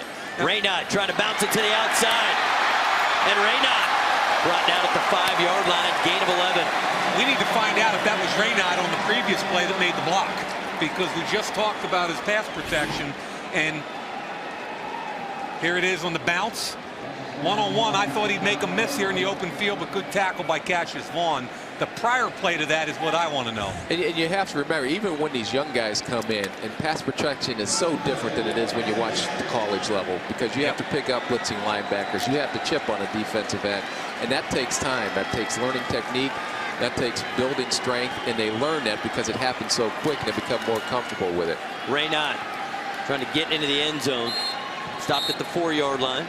You know, from a tailback perspective, Rick, just figuring out who you're supposed to block in pass protection is difficult in today's NFL, let alone the actual act of blocking them. And the one thing, when you watch pre-snap and you see guys stepping up, and then the offensive center is going to make a what we call a mic call, and then all of a sudden that changes, you have to be able to react instantly to find out where that blitzer may be coming, whether it's outside or inside, and it may be totally different than what you saw in the pre-snap read. Let's get Webb out on the edge here and see what he can do. Ari, man, I like it, Ari. Step up, brother. 2nd and goal. They give this to Ian Johnson, and he gets into the end zone. Touchdown, Vikings. 5-yard score for Ian Johnson. Nice job on that right side that time, getting some movement at the point. And you know those guys are going to dig their heels in, especially down in that goal line area situation. And that becomes a situation man on man. Who's going to win that battle? And our right side of our offensive line did a great job there, getting a little crease, and then the running back let him do what he does. Yeah, typically low man wins in that situation. good push. Ryan Longwell, the extra point is good. And the Vikings back up by 10. The lead is 24-14. The big play on the drive. Joe Webb, a 42-yard scramble. Give it to Ian Johnson. He punches it in for 6. Minnesota State Fair trivia question. Who holds the Vikings all-time record with 22 touchdowns in a season? It includes the playoffs. The playoffs are important when you see this. Chuck Foreman, 1975. I got it. And 9 of them were in the playoffs. I got it, big boy. Pretty impressive. I didn't hear you say it. Minnesota State Fair, Earlier in the game. The great Minnesota get-together now through Labor Day. We assume, Rick, that you know everything. Spielman comes in here late and he wants to start throwing his weight around because it's got VP in front of his title. You kidding me? Vaughn on the return. And stays on his feet. Gets to the outside. Cassius Vaughn cuts it at the 40. Tay Biddle brings him down in the open field. Got to wrap up, man. Return of 50 yards. Joe Webb getting some instruction. What an athlete. Looking forward to seeing him back with Chuck Foreman. Going back, what a career. 1973, won the Rookie of the Year. Besides Adrian Peterson, the only other Vikings running back to win Rookie of the Year. Led the Vikings in rushing every year from 73 to 78. And how about this, guys? He led the NFL in receptions in 1976 with 73 catches. Heck of a career. Who was his quarterback? I thought it was Fran. Am I dating myself, Fran? Joe Cap. Fran Darkington. Oh, you were really asking. I thought you were, because Mayak's always quizzing me up here on the air. I never know what's coming. So I thought you were just, falling right in there with the quizzing. All right, here we go. First and 10 for the Broncos. Tebow at quarterback. He's going to tuck it and run. Fred Evans did a great job again getting upfield and getting penetration. And the one thing you've seen him improve since he's been here is just anticipating that snap count. But would you think what the offense would do, and I understand it's a preseason game, if the defense is getting that good a jump on you, you're going to try to alter your snap count to try to pull them off sides. So you got a rookie quarterback who's not really used to that. And you're right, Fred Evans has been beating people like a drum across that line of scrimmage all night long. He has looked very quick. 2nd and 11. Hall. No place to go. Barely gets back to the original line of scrimmage. Ari, while we have Rick here, I think one thing I need to know from him, and I want to talk about the corners a little bit, because people at home don't really understand the PUP, the physically unable to perform list. And Cedric Griffin's a guy who tore his ACL late last year, hasn't played yet this year. This is who I'm looking at right now. Cedric Griffin, whether he's on PUP or not. Winfield, Shepard, Allen, and Cook. On the fence, Charles and Wright. Now, talk to people a little bit about it. What happens if you put Cedric on the PUP or if you don't? Right after we get off this play. 3rd and 11. Tebow finally decides to run with it, cuts it back, has the first down and more. All right, explain the pup list to us. What you have to do is, at the beginning of training camp, you can put a player on active PUP, which means physically unable to perform. You cannot have more than 80 guys on your roster at any time during the year. So when you go to camp and you put a guy on that, you have to count him against your 80-man roster. So in essence, we had 78 players in the camp because Cedric and Sidney Rice were not practicing. What we did with Sidney this week was put him on the reserve PUP at the 75-man cut.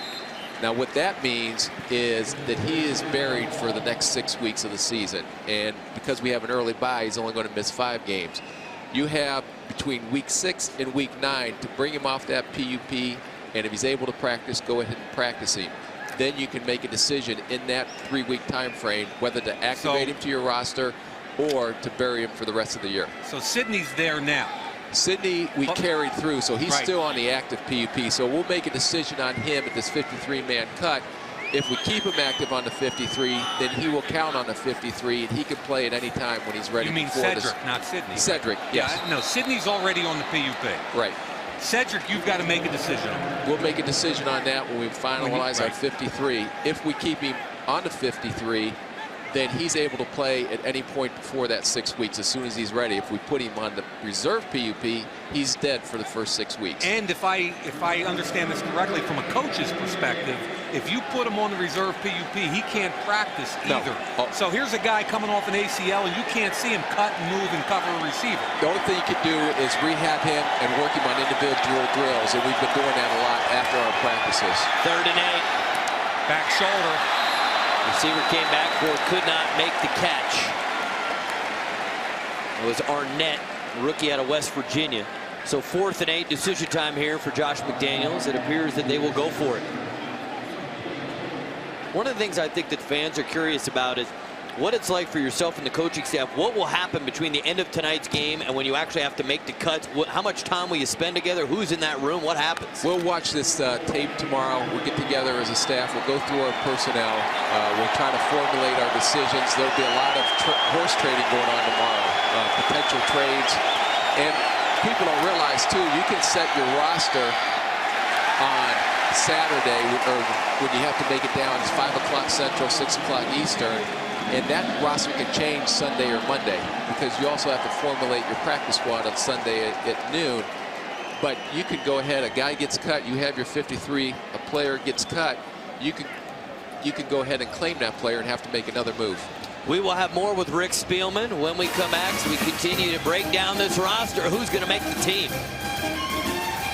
Vikings defense comes up with a stop, and 1st and 10 from their own 38-yard line, and we'll continue to get a look at Joe Webb. Ari Wolf upstairs with Mike Mayock, and Vice President of Player Personnel Rick Spielman is here as we continue to talk about the roster. This is Darius Raynaud on the carry. Jeremy Curlew with the tackle at the 41-yard line.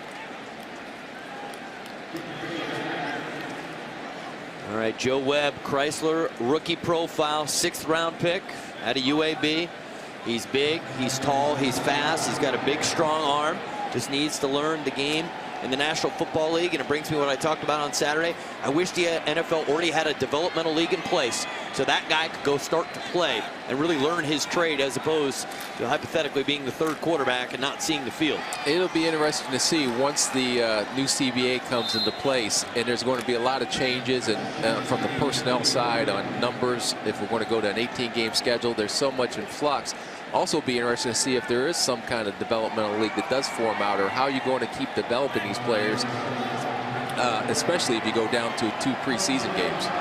Because right now this is invaluable time for these young guys. Even though the starters aren't out there playing, this is where these guys are developing because they're getting actual game time out there, which is a whole different speed than they see in practice. And if he's the number 3 quarterback, he's essentially running the scout team for all during the regular season. Doesn't get a chance to run your offense. And you can see right there, there's some natural arm strength. Is he raw? Yes. Does he have a lot to learn? Yes. But the essential tools, Rick, are in place. And that's what you want to look for, and that's what we look for with a lot of our late-round draft picks, is guys that have raw, natural skill level. And can our coaches develop that? It's a lot easier to develop a player who may not be there yet, but has the physical tools to work with, than it is some guys that may be productive in college, but don't have the physical tool set to play at this level. 1st and 10. Ian Johnson. Corner came up to make the tackle, Alfonso Smith.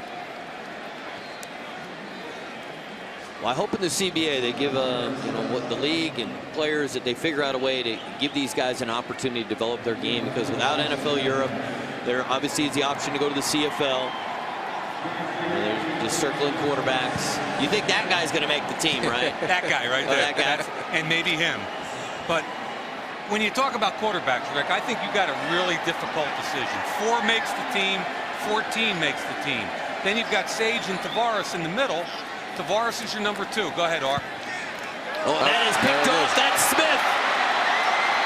Webb's going to try to make the tackle, and he will get it done at the 6-yard line. Ball came out. Fans think it's a fumble, but the ground caused the fumble. There you see the good and the bad. The bad was he looked right away, stared down his receiver. The corners in this level get a jump on a throw, even though it's an out route, which you call an Omaha route. But the good, you see the athletic skills, his ability to run down a corner in open field and save a touchdown. Yeah, he telegraphed it. He threw a poor throw, but here's what you're talking about. Open the hips, Now, chase him down. Chase him down. I mean, he had to think he was gone at that point. That all was of a a sudden. corner that he Well, ran watch down. Leslie Frazier in tomorrow's film wanting to get him over there in free safety. Why not? As Brett Favre said, find a way to get him on the field. But the point I want to make, Rick, is the two guys in the middle, TJ and Sage. Except for Joe, the only quarterback under contract after next year is Sage Rosenfels. Correct? Correct. So if you deal him, release him, whatever, you've got nothing guaranteed coming back next year except that guy, and he's not ready yet. And believe me, we went through all these scenarios. We've talked about them 100. We're going to talk about them 100 times again tomorrow. And there's a scenario that says, why keep all 4 quarterbacks? Right. If you can go ahead and make it work on your roster, on a 53-man roster, keep all 4 of those guys. Farmers Insurance Red Zone is brought to you by your local Farmers Insurance agents. For a fast and easy quote, call 800-FARMERS today. Brady Quinn is now at quarterback. In his 4th year out of Notre Dame, he'll give it to Bruce Hall, and no place to go. Well, this Vikings defense, I don't care if it's a preseason game, they take a lot of pride in keeping people out of the end zone.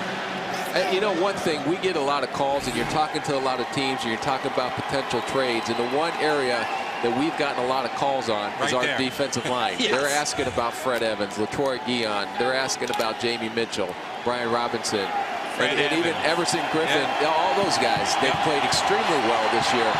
But you have to have that depth going into the season. And the fresher you can keep your frontline guys and establish some kind of rotation, you're going to have a lot more productivity. Brady Quinn, the throw, the catch is made, but shy of a touchdown. Will be 3rd and goal.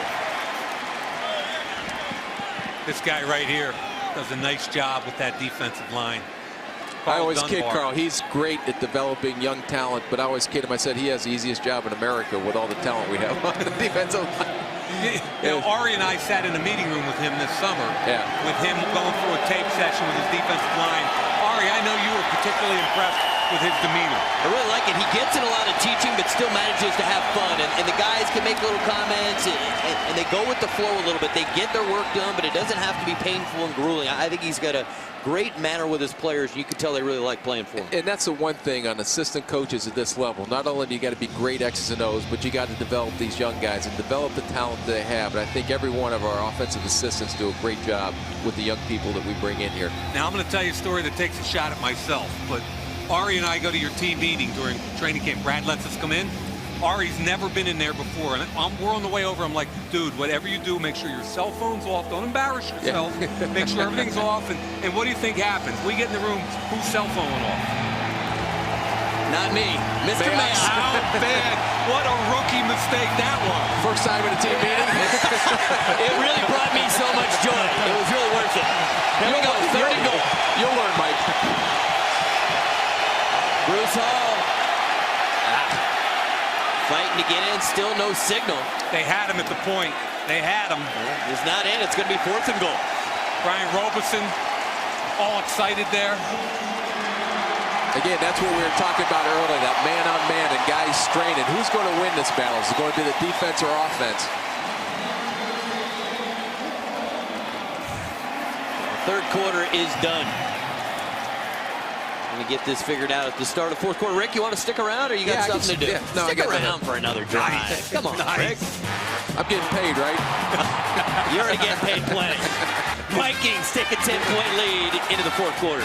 So the Vikings, by Verizon, rule the air, and by Lowe's, let's build something together. Oh, beautiful shot. Mall of America Field. Start of the 4th quarter, and a big play to start the 4th quarter. It is 4th and goal for Denver. I'd say they're about 6 inches away from a touchdown. Josh McDaniels has instructed Brady Quinn, Maury Wolf, Mike Mayock, and we've managed to convince Vice President of Player Personnel Rick Spielman to stick around a little bit longer. Ari's giving me a part of his money that he's making tonight. Oh, yes. I'm just, take it right out of my check. They are going to review the spot here. Kids will be happy. They'll be able to eat this week with that check. Thank you very much. I know you're really struggling at the Spielman household. Things are always tight at the Spielman house. house. Ari, better ask him how many kids he has first before you make that determination. Yes. He got a few over there now. How many you got at the house? 6. 6. Well, I'm not sure how well they're going to eat this week. I told him if I get Ari's money, we can go ahead and have steak at the Wildfire this week. mean, you think? Why don't you come after Mayock? He's got a new gig starting Saturday. I mean, you know, just get We'd be right able in to there. eat for a month off of his contract. Big day coming up Saturday, the first full Saturday of college football. A lot of teams in action tonight, including the Minnesota Gophers. Middle Tennessee State, correct? That's correct. I had their bowl game last year. This is a critical year for Coach Brewster.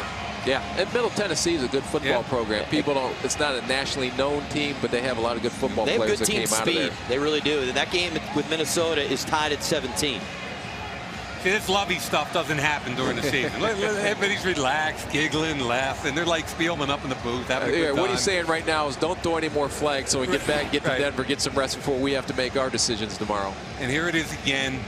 Point of attack. Fred Looks Evans like in there again. Fred Evans and Guyan have been on the other side of the line of scrimmage all night long. You can't really make anything out of that.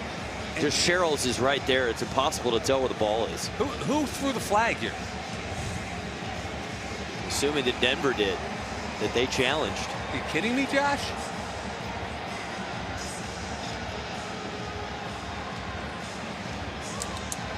Look at this. Yeah, he's just having a nice time. Maybe he actually wanted to talk about a few other things. He said, I'll just throw the challenge flag, and it's all good. Also, it gives them guys a chance to maybe get a little breather before they have to dig their heels in and try to grunt out some yardage. It gives your guys a little chance, too. You know, the big heavies on both sides get a little rest here. Now, the key here, Rick, as you've been talking about on goal line, is who gets lower, who plays with leverage, and can you push the pile? And that's what you look for on tape, because you don't get many opportunities to see goal line situations, but you want to try to feel what that player is going to be like. So in a regular season, you know who you're going to put in there in goal line situations. And I can tell you right now, with a few that we've had this year. The field stands. Denver is charged with a second team timeout. That Dion and Fred Evans have done an outstanding job, and Fred did a great job last year in our goal line defense. And you put Pat and Kevin Williams in there, you got a pretty good, strong front up there. All right, here we go. 4th and goal. They only need a couple inches. Bruce Hall, the tailback.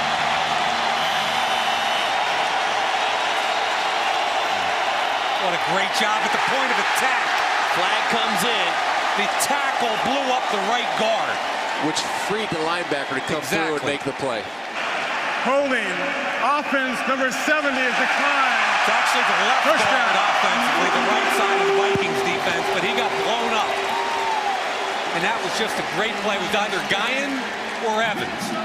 And again, once you disrupt that middle and get penetration in the backfield, that forces the running back to bounce it outside, which gives a linebacker's chance to react and close to the ball. I think it's Guyan. Look where the guard ends up. The guard ends up 3 yards deep. Yep. Evans is 90. Guyan, wow. When you knock the left guard back 3 yards, like you said, Rick, look at those guys. I love that. The enthusiasm. I'm sure they'll get a few opportunities next week. Yeah, man. Hopefully not too many near the goal line. Webb's going up over the top, looking for Walker. Can't get to it. And why not? Out of the shadow of your own end zone. It's a fairly safe play. One-on-one with no free safety over the top. And just make sure you're going to throw it. If you're going to make sure you overthrow it. Don't underthrow it to give the defensive chance to make an interception. Yep. Javon Walker, wily veteran, fighting for a roster spot, in my opinion, at the wide receiver. You got a lot of opinions. It's what I get paid for, big boy. I was told by a wily television exec to never say in my opinion because they're all supposed to be mine. Blitz is coming. Webb's in trouble. He shrugs it off and gets rid of it. Strong. Yeah, that's one thing you notice also in the preseason as you watched him, that he has gotten some pressure, but he's so thickly built and a big, strong, physical quarterback that he can shake off those sacks. And he doesn't panic. No, he did a great job. Now you're stuck in the end zone. You got free. Get the ball out of bounds. Live for another day. Yeah, and you can see the strength right here. Eyes down the field. That's what I like about it. Warrell Williams, who's the younger brother of DJ Williams, had a chance to make a play and try and secure a roster spot. 3rd and 10.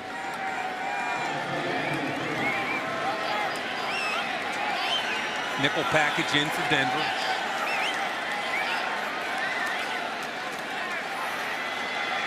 Webb to throw. A miscommunication there with Freddie Brown. And the Vikings will be forced to punt. That's got to be thrown to the outside. Good blitz pickup by Ian Johnson, but from an accuracy perspective, that's where you see how raw he is. Right, but that's what you want to see when a quarterback's in the pocket. A lot of guys can go ahead. It's like a three-point shooter when you're playing horse. They can shoot all day, but you want to see the quarterback's accuracy, what I call when he's in stress. And he's got people around his feet. Can he still make those type of throws under pressure? Right. Cluey to punt. Not much room to work with. Saquon Thompson. This is not a deep punt at all. Saquon from the Vikings 41. That's a pretty nifty feat. He's out of bounds. Rick, we appreciate you coming to hang out with us. We know you've got some tough decisions ahead of you, but you guys have been great to us. We really appreciate you letting us hang out, and best of luck in the 2010 season. Okay, thanks for having me on, guys. It was fun. Good luck, Rick. Thanks so much, man. Receiving team number 83. 10-yard penalty. They keep the ball. First down. Timeout. So we'll head to break. Presented by Lowe's. You'll get great Vikings merchandise and exclusive event access. Sign up now at Vikings.com/mini-Vikings. I see some kids out here. You got to get in there. You got to get in the Mini Vikings Kids Club. First and 10 Broncos. Brady Quinn at quarterback.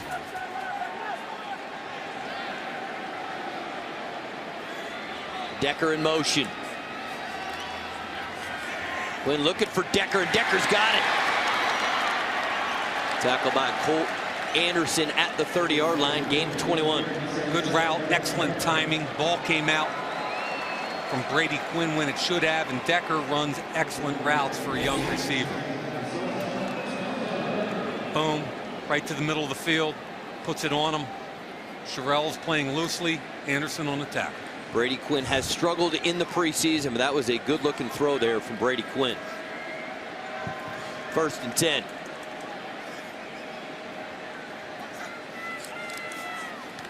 Again, it's to Decker. Little screen, and Nate Triplett with the tackle. And let's check in with Eric downstairs. Guys, we're here with one of the mainstays of this offensive line, Anthony Herrera, who is called on to be oh so versatile here with John Sullivan going down. Talk to me about filling in. You know, the more you can do in the NFL, you know, the more you can do is the more value you have. So, you know, coaching them gave me an opportunity, so I just went out there and played ball. Your versatility showed at halftime as well, Anthony, and that was when your little son got out there and played, while the rest of the team went to the locker room to get coached up by Coach Childress. You were playing coach. Yeah, you know, got a 10-year-old son named Jason. He plays for one of the local teams. There you go, you know, number 64. That's my homeboy, you know. He tries to be like his daddy. He's wearing my number, you know, so I'm out there every day with him at practice. You know, it's just an opportunity for us to bond, and I love doing it. He's flying around there, man. He's playing defense, too. Oh, yeah. Oh, yeah. That's my boy, you know. Offensive guard, defensive line, more he can do. Anthony Herrera, coach and center and guard. Thanks for your time. All right. Thank you. I like it that he was already coaching his kid up. I mean, he's getting the kid ready. Realize you may not have enough talent to just make the team at your position. You got to do other things to make the team. You know, that's so cool. I'm a sucker for that kind of stuff. That's so cool, and he's involved with his son in a positive way like that. And, you know, what a memory for father and son after tonight. First and 15. Quinn to Decker. Sherrills makes the tackle on his former teammate, and there is a flag down at the 22-yard line. Quinn and Decker seem like they're in sync, I'll tell you right now. Personal foul, perhaps. That flag was late. The lineman shaken up for Denver over on the far side of the field. Unsportsmanlike conduct. Defense number 95. Half of the distance to the goal from the end of the run. Automatic. First down. Goes against Tremaine Johnson. How about a look back at the career of Eric Decker? Monster numbers with the Vikings school record, 227 catches, over 3,100 yards.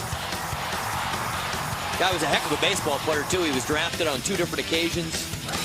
If you put the tape on it against Cal, and that's it right there, that hit opened up a huge gash on his forehead. He came back, completed the game, He was the best football player on the field against California, although Tyson Alualu wasn't bad also. But when you put that tape on, you knew he had a chance to be a big-time NFL player. First and goal at the 5, Decker in motion.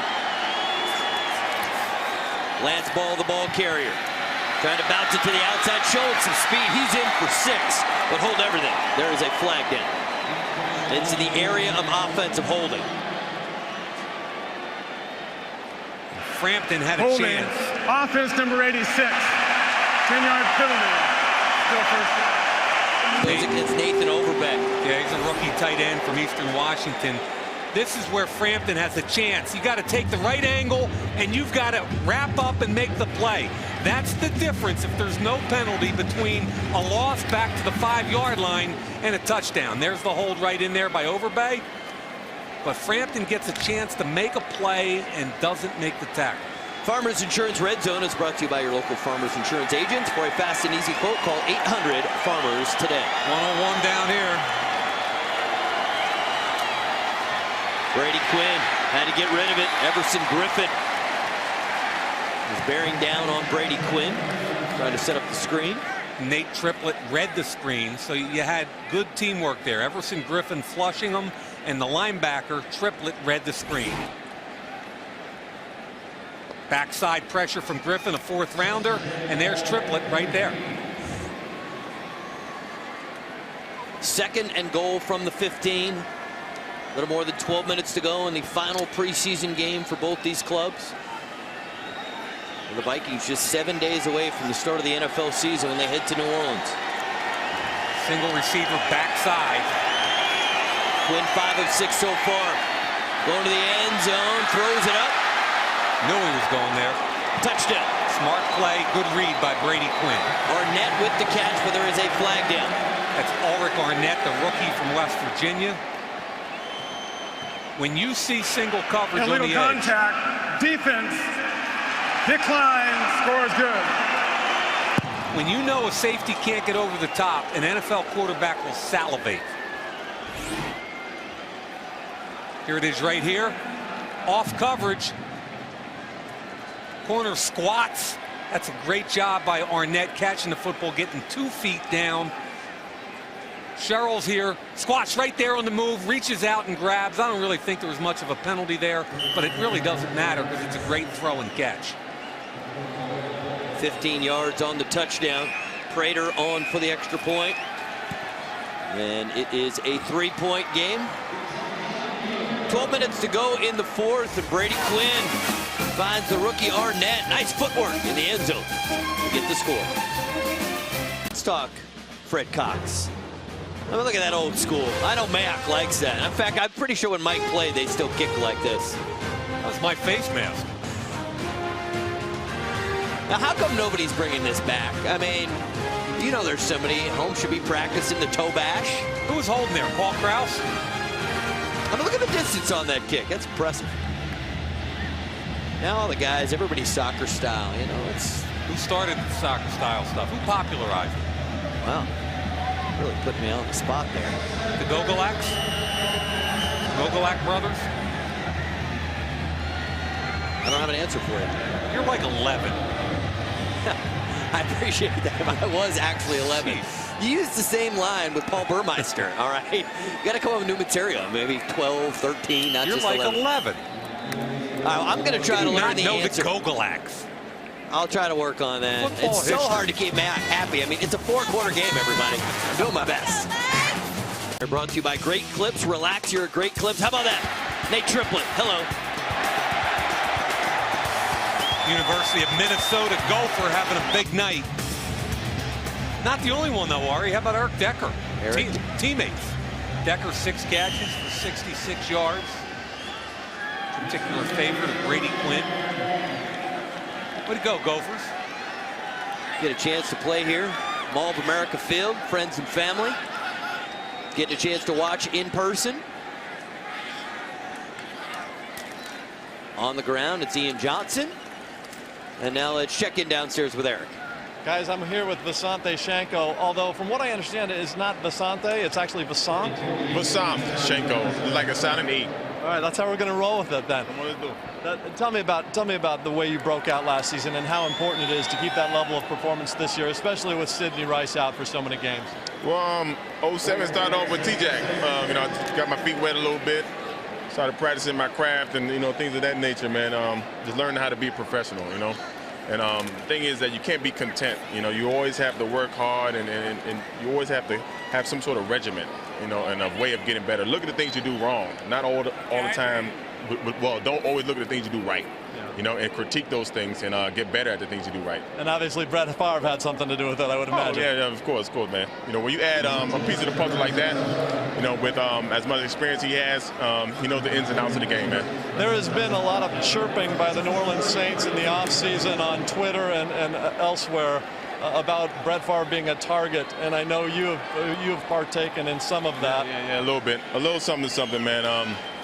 But the so I say the front runner of that chirping probably isn't going to be playing. So, I am a little sad about that. But at the same time, we do have a goal, and that is to really beat the New Orleans Saints. It's the 16th of a game, but everybody knows there's a little bit more to it than just that 16th of a game. All right, Bassam Shenko, thanks for your time, and good luck in New Orleans a week from tonight. Bassam Shenko, thanks, man. Appreciate it. Well, we're all learning the proper pronunciation. The guy's been in the league for a long time. I want to know whether that happened after he caught 56 passes last year, or when did he change his name? I don't know, but when you catch 11 touchdowns, you can change your name to whatever you want. Okay, Ari. That's pretty good. Javon Walker wide open. Inside the 10, the 5. Touchdown, Vikings. And Javon Walker, he's going to jump up in the stands. I don't care if it's a preseason. That's a touchdown. Let's celebrate. 63 yards. And Alfonso Smith, the corner, ran right out of his shoe. Up top, up here. Smith falls down. It's a gimme for Walker. 2 games, 2 touchdowns. Last week he jumped over the corner. This week, subtle move, runs away from Alfonso Smith, touchdown. Ryan Longwell, the extra point on the way, and it is good. Once again, back to a 10-point lead. Javon Walker, DB, out of his shoes.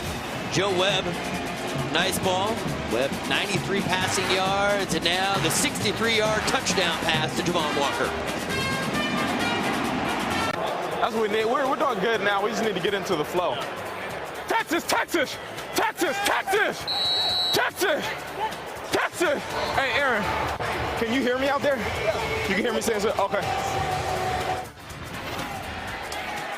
Cassius Vaughn on the return. Tackled at the 20, and a moment ago you heard Eric Frampton catch exclusive Wired sound all season long at Vikings.com. There you see Eric. Now, who made the tackle there? Our tailback candidate, Albert Young. Got to do it all.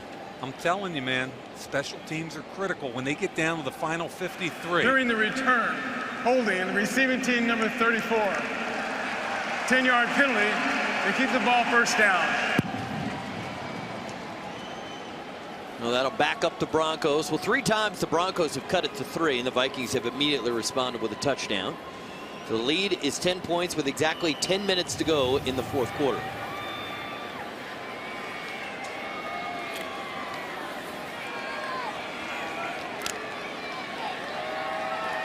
Brady Quinn in at quarterback for the Broncos. He's had a real connection going so far with Eric Decker. And it's Decker once again. So Quinn has 7 completions and Decker has 7 catches. They're working well together. A variety of game day hospitality packages are available right now by calling 612-33-VIKES. These packages include VIP pregame tent tickets, passes to the new Vikings Gridiron Club, and even single-game Viking suites. Call 612-33-VIKES for all the information. Going to be a lot of fun here at Mall of America Field. Aaron Henderson again will come off the field, favoring that left arm. Already came out of the game earlier. Hopefully he's okay. Bruce Hall, the ball carrier, and Mike Montgomery with the tackle. Montgomery flashed a bit of training camp, but this team's got such depth up front. Going to be hard for a guy like Mike Montgomery, who spent his career to date with the Green Bay Packers. You know, there's 12 defensive linemen on this roster. All 12 of them can play in the league. You're only going to be able to keep 9 or 10 of them. They've been dominant all preseason.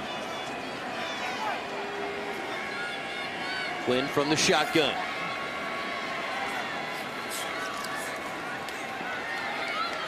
His arm got hit on the throw.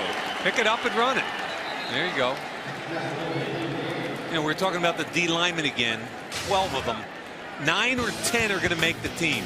As far as I'm concerned, he's your 4th round pick, Griffin, and he's going to make the team because he's got a lot of talent. The rest of these guys, I believe, are locked. Down here, that's a good football player. Tremaine Johnson's developed as a free agent, and Mike Montgomery from Green Bay, they acquired in this offseason. A ton of teams around the league have been calling the Vikings, asking about their defensive linemen. They'd love to make a move with one of them as opposed to just releasing them. Quinn to Decker once again. Brinkley tried to just tear it out of the hands of Eric Decker. 16 yards on the play. After the way Fred Evans has played tonight, it's hard to even believe that the guy could get cut. I mean, he's been outstanding. And again, timing, throw, real good touch right there by Brady Quinn. I think Quinn's played the best I've seen him this preseason, and a good job catching it again by Decker. Play action, plant the foot, ball out in between 2 linebackers, and a big hit by Frampton. Quinn now 8 of 10 for 92 yards. Most efficient I've seen him. Setting up the screen. They get it to Hall. Hall does a nice job. Picks up 12 on the play. And another Denver first down. The hustle again. Tremaine Johnson, the defensive tackle, making the tackle from behind. These defensive linemen are relentless. At the end of this play, you're going to see Mike Montgomery 99 and Tremaine Johnson 95. Flat. There they are, both of them. They are relentless. They've pursued of the football. Minnesota Vikings will be solid all year long because their front 7 is amongst the 2 or 3 best in the league. 1st and 10. Hall picks up 5 on first down. Mike, I've heard from some Vikings fans concerned because of some of the star receivers may not be ready to go at the beginning of the year. We know Sidney Rice isn't going to be able to go, about whether or not this team is capable of scoring enough points. And I said, you shouldn't be so concerned about that. With this defense, they're going to be in every game. Now, last year was a nice luxury to blow a lot of teams out, and I think the offense will be fine. But this defense, one of the best in the National Football League, they're going to be in every game with those guys. If they can hold up on the back end, okay, injury issues at corner right now. When does Cedric Griffin come back? How about Chris Cook, the rookie?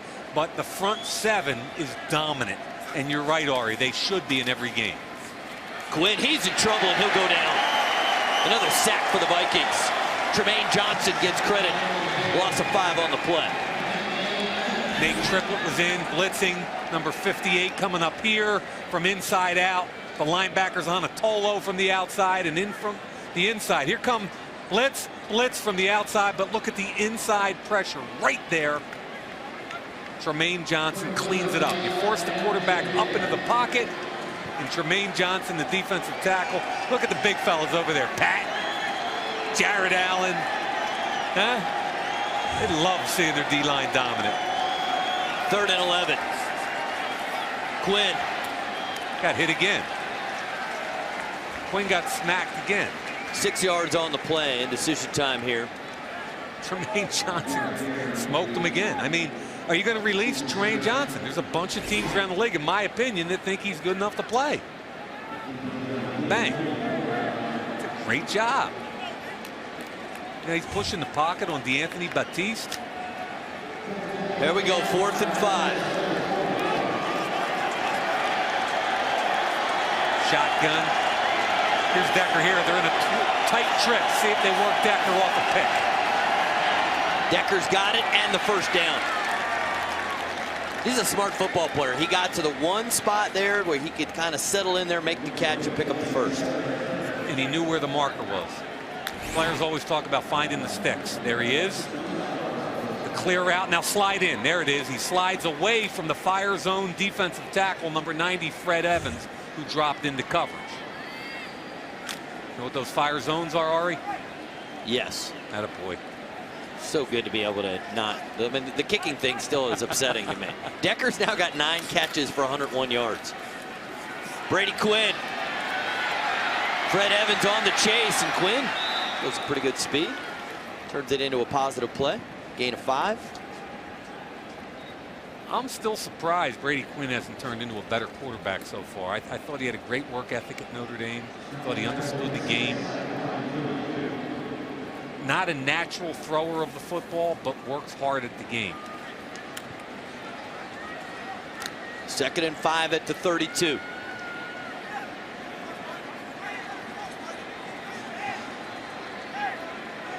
Three wide. They don't have their nickel package in.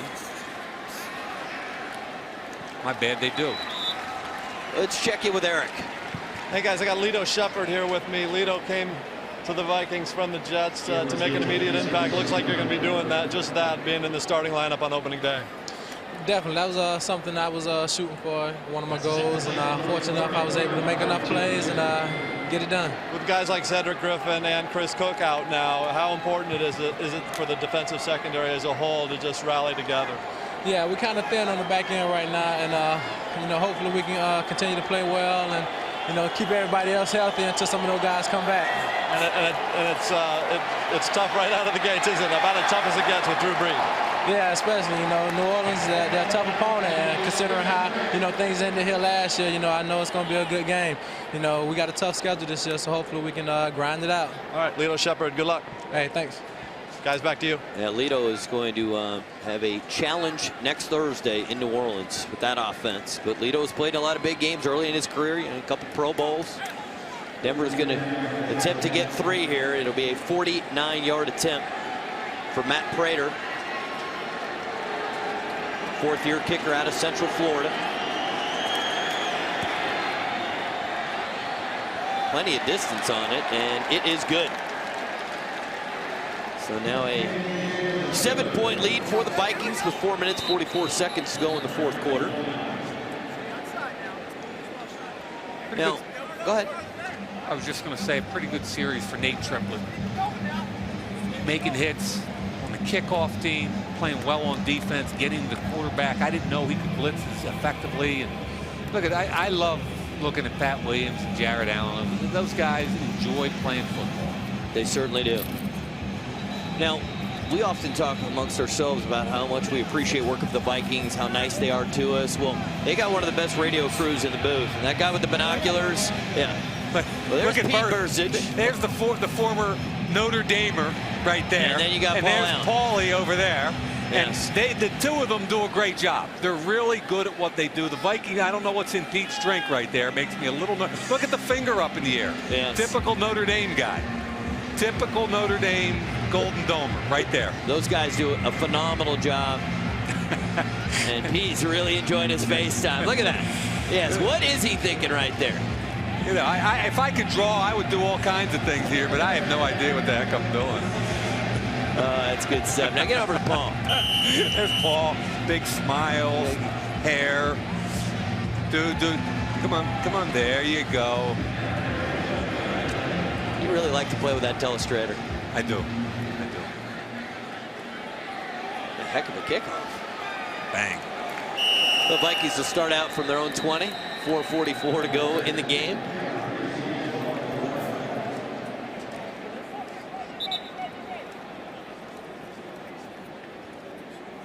I'm sure the Vikings would like to just pretty much run the football and run the clock out. Finish the preseason at 3-1. I would like that too. I bet you would. You got an early flight tomorrow, friend. And there's those Vikings up there in the press box. And again, I can't say enough about the job Coach Huber does, assisting in the offensive line. There's Kevin Rogers right there, the quarterbacks. I'm trying to make out who's that right there in the middle. I'm missing that. Who was that, Ari? I myself had the same problems as I was trying to look at the field for the start of the play. It's Joe Webb trying to make some magic happen. And here he goes again, running like a gazelle and then ducks down, avoids the tackle. I mean, I just want to see him play some more. I can't believe the preseason's going to end. I need more Joe Webb. Kevin Alexander, the rookie free agent, had a chance to make a play right there. Webb just shrugs him off like he's a little league player, gets out in the open field, misses the hit, gets underneath the next guy. I mean, are you kidding me? That's special. Looks like a decathlete out here with all the look at strength. Okay, quickness. All right, I get that. What's next? Leaping ability. Okay, and let's get down. He's got 2 carries for 50 yards. That's a pretty good average. Solid. Ian Johnson picks up the first down. That'll make Mike Mayock happy as the clock will continue to work. All right, so you've been very humble about your new position, but I would like to say on air, congratulations. You start your job as a Notre Dame analyst this Saturday. Purdue against Notre Dame. And you've worked long and hard. I know you love the NFL. I know you love college football, but it's a unique opportunity, and I wish you the best of luck with it. Thank you, Ari. You know, it's something that my favorite thing in the world is doing live games. I love doing the Vikings games, and the opportunity to do Notre Dame football was phenomenal, and I can't wait to get there and call a game in one of the most tradition-filled stadiums in the country. And just keep in mind, while I'll be rooting for you to have a flawless broadcast as a graduate student of the University of Southern California, I can't say I'll be pulling for the Irish, but I'll be rooting for you, partner. You know, and the amazing thing is, and we ran into one of their fans last night, you and I, which was kind of funny. You know, A, he couldn't even pronounce my name, and B, all he wanted to do was rip me, and I haven't even done a game yet because I went to Boston College, and they don't take kindly to those graduates. Well, NBC, I think, knows they don't want too much of a homer, and they will not get one with you. No, they won't. Yes. 2nd and 13. Joe Webb, Javon Walker. Now, there's the throw that was an interception the last series, okay? Play action, got to get rid of the football, and you have to understand the leverage of the corner. Which side is the corner on? If he's outside, you throw it in. If he's inside, typically, which is what he is, you got to throw it to the outside shoulder. Clock stops here. I believe the Broncos have used their final timeout. Clock will also stop at the 2-minute warning. But 2:27 to go in this one.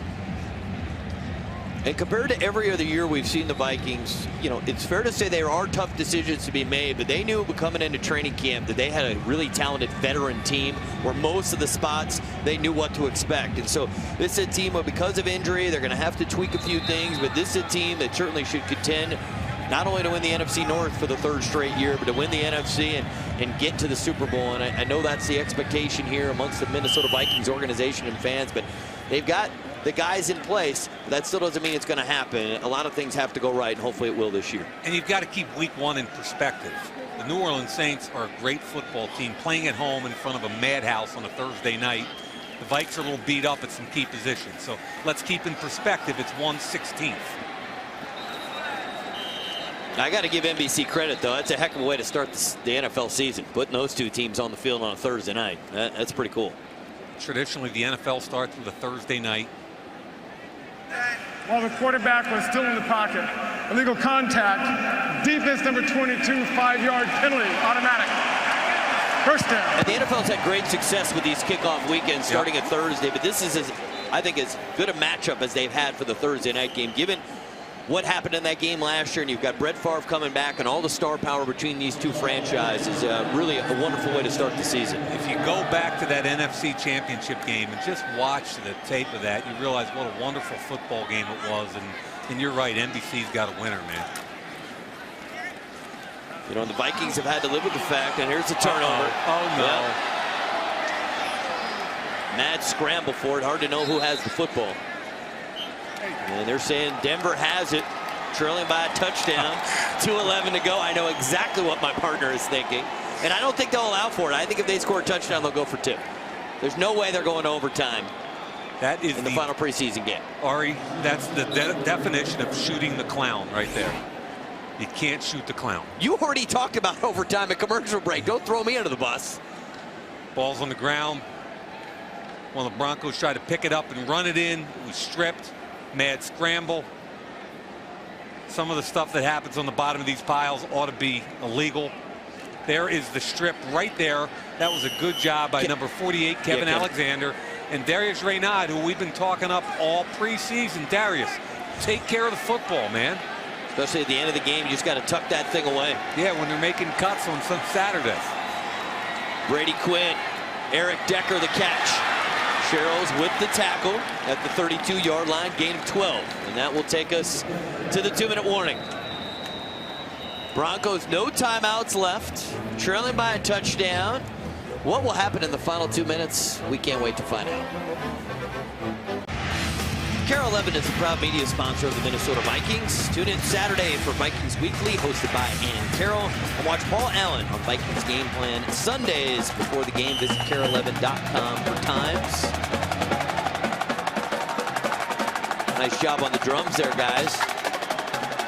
See if the defense keep the Vikings in front. Brady Quinn completes the pass to Hall. And Hall tackled at the 18-yard line, gain of 14. Again, no timeouts left for Denver. They've got plenty of time considering where they are on the field. Minnesota's played a soft cover 2 the last 2, and Brady Quinn just a good job checking it down, taking the yardage, knowing even though he doesn't have timeouts, he can take shots at the end zone at any point now. Brady Quinn completes the pass. Gain of 7 on the play. Now, this is where you'd like to see one of your young defensive guys make a play. Strip sack, an interception, some kind of big play. Ball's on the 12-yard line. Clock's rolling down under a minute 10. 2nd and 3. A minute to go. Quinn pump fake and then short on the throw. Good pressure. Brought the heat that time. Arnett, the intended target. He already has a touchdown on a very nice catch in the end zone. All right, 3rd and 3, clearly 4-down territory.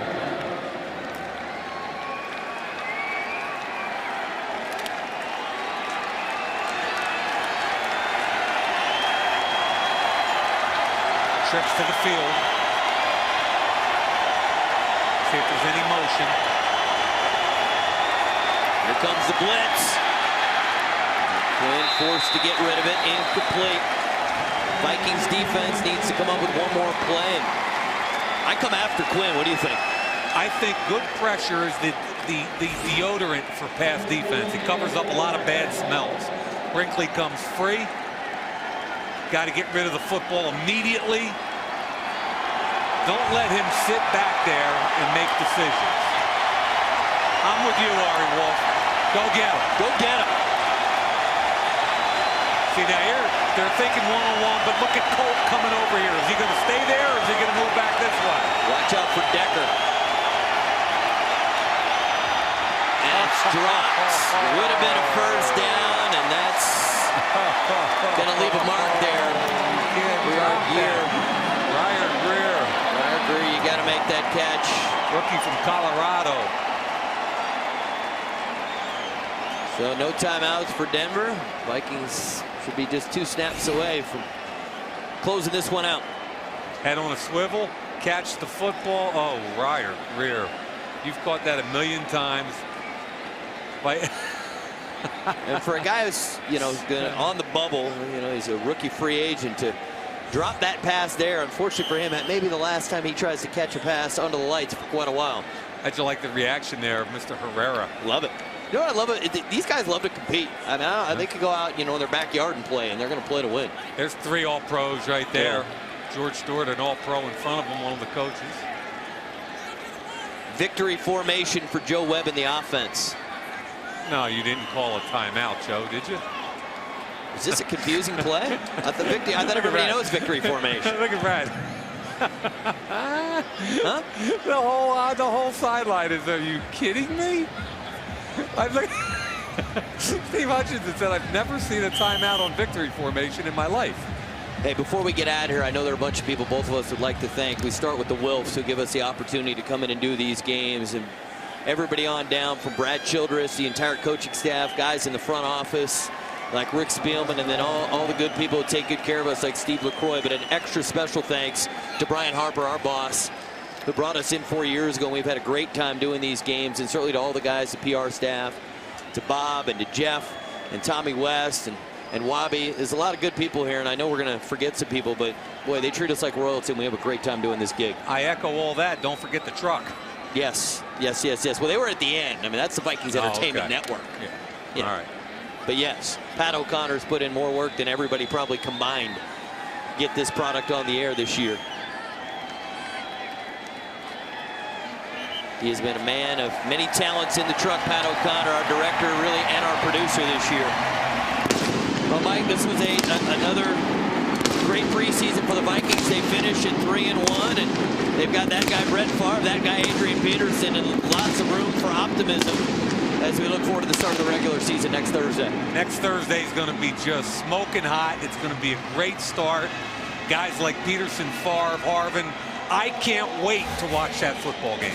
Well, Mike, I get to work with tons of people during the year. Nobody's better prepared than you, and nobody more fun to work with. Always enjoy it, buddy. My pleasure, pal. Thank you. Yeah.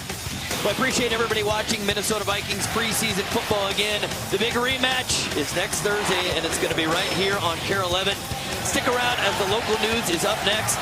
On behalf of Mike Mayock, Eric Perkins, and Ann Carl, and all the men and women that have helped put on this broadcast, I am Ari Wolf signing off for the Vikings Entertainment Network. Have a great night. Enjoy the rest of your weekend. And you know what? Head right now to Vikings.com to catch all of the post-game press conference live. Take care, everybody, and enjoy the 2010 season.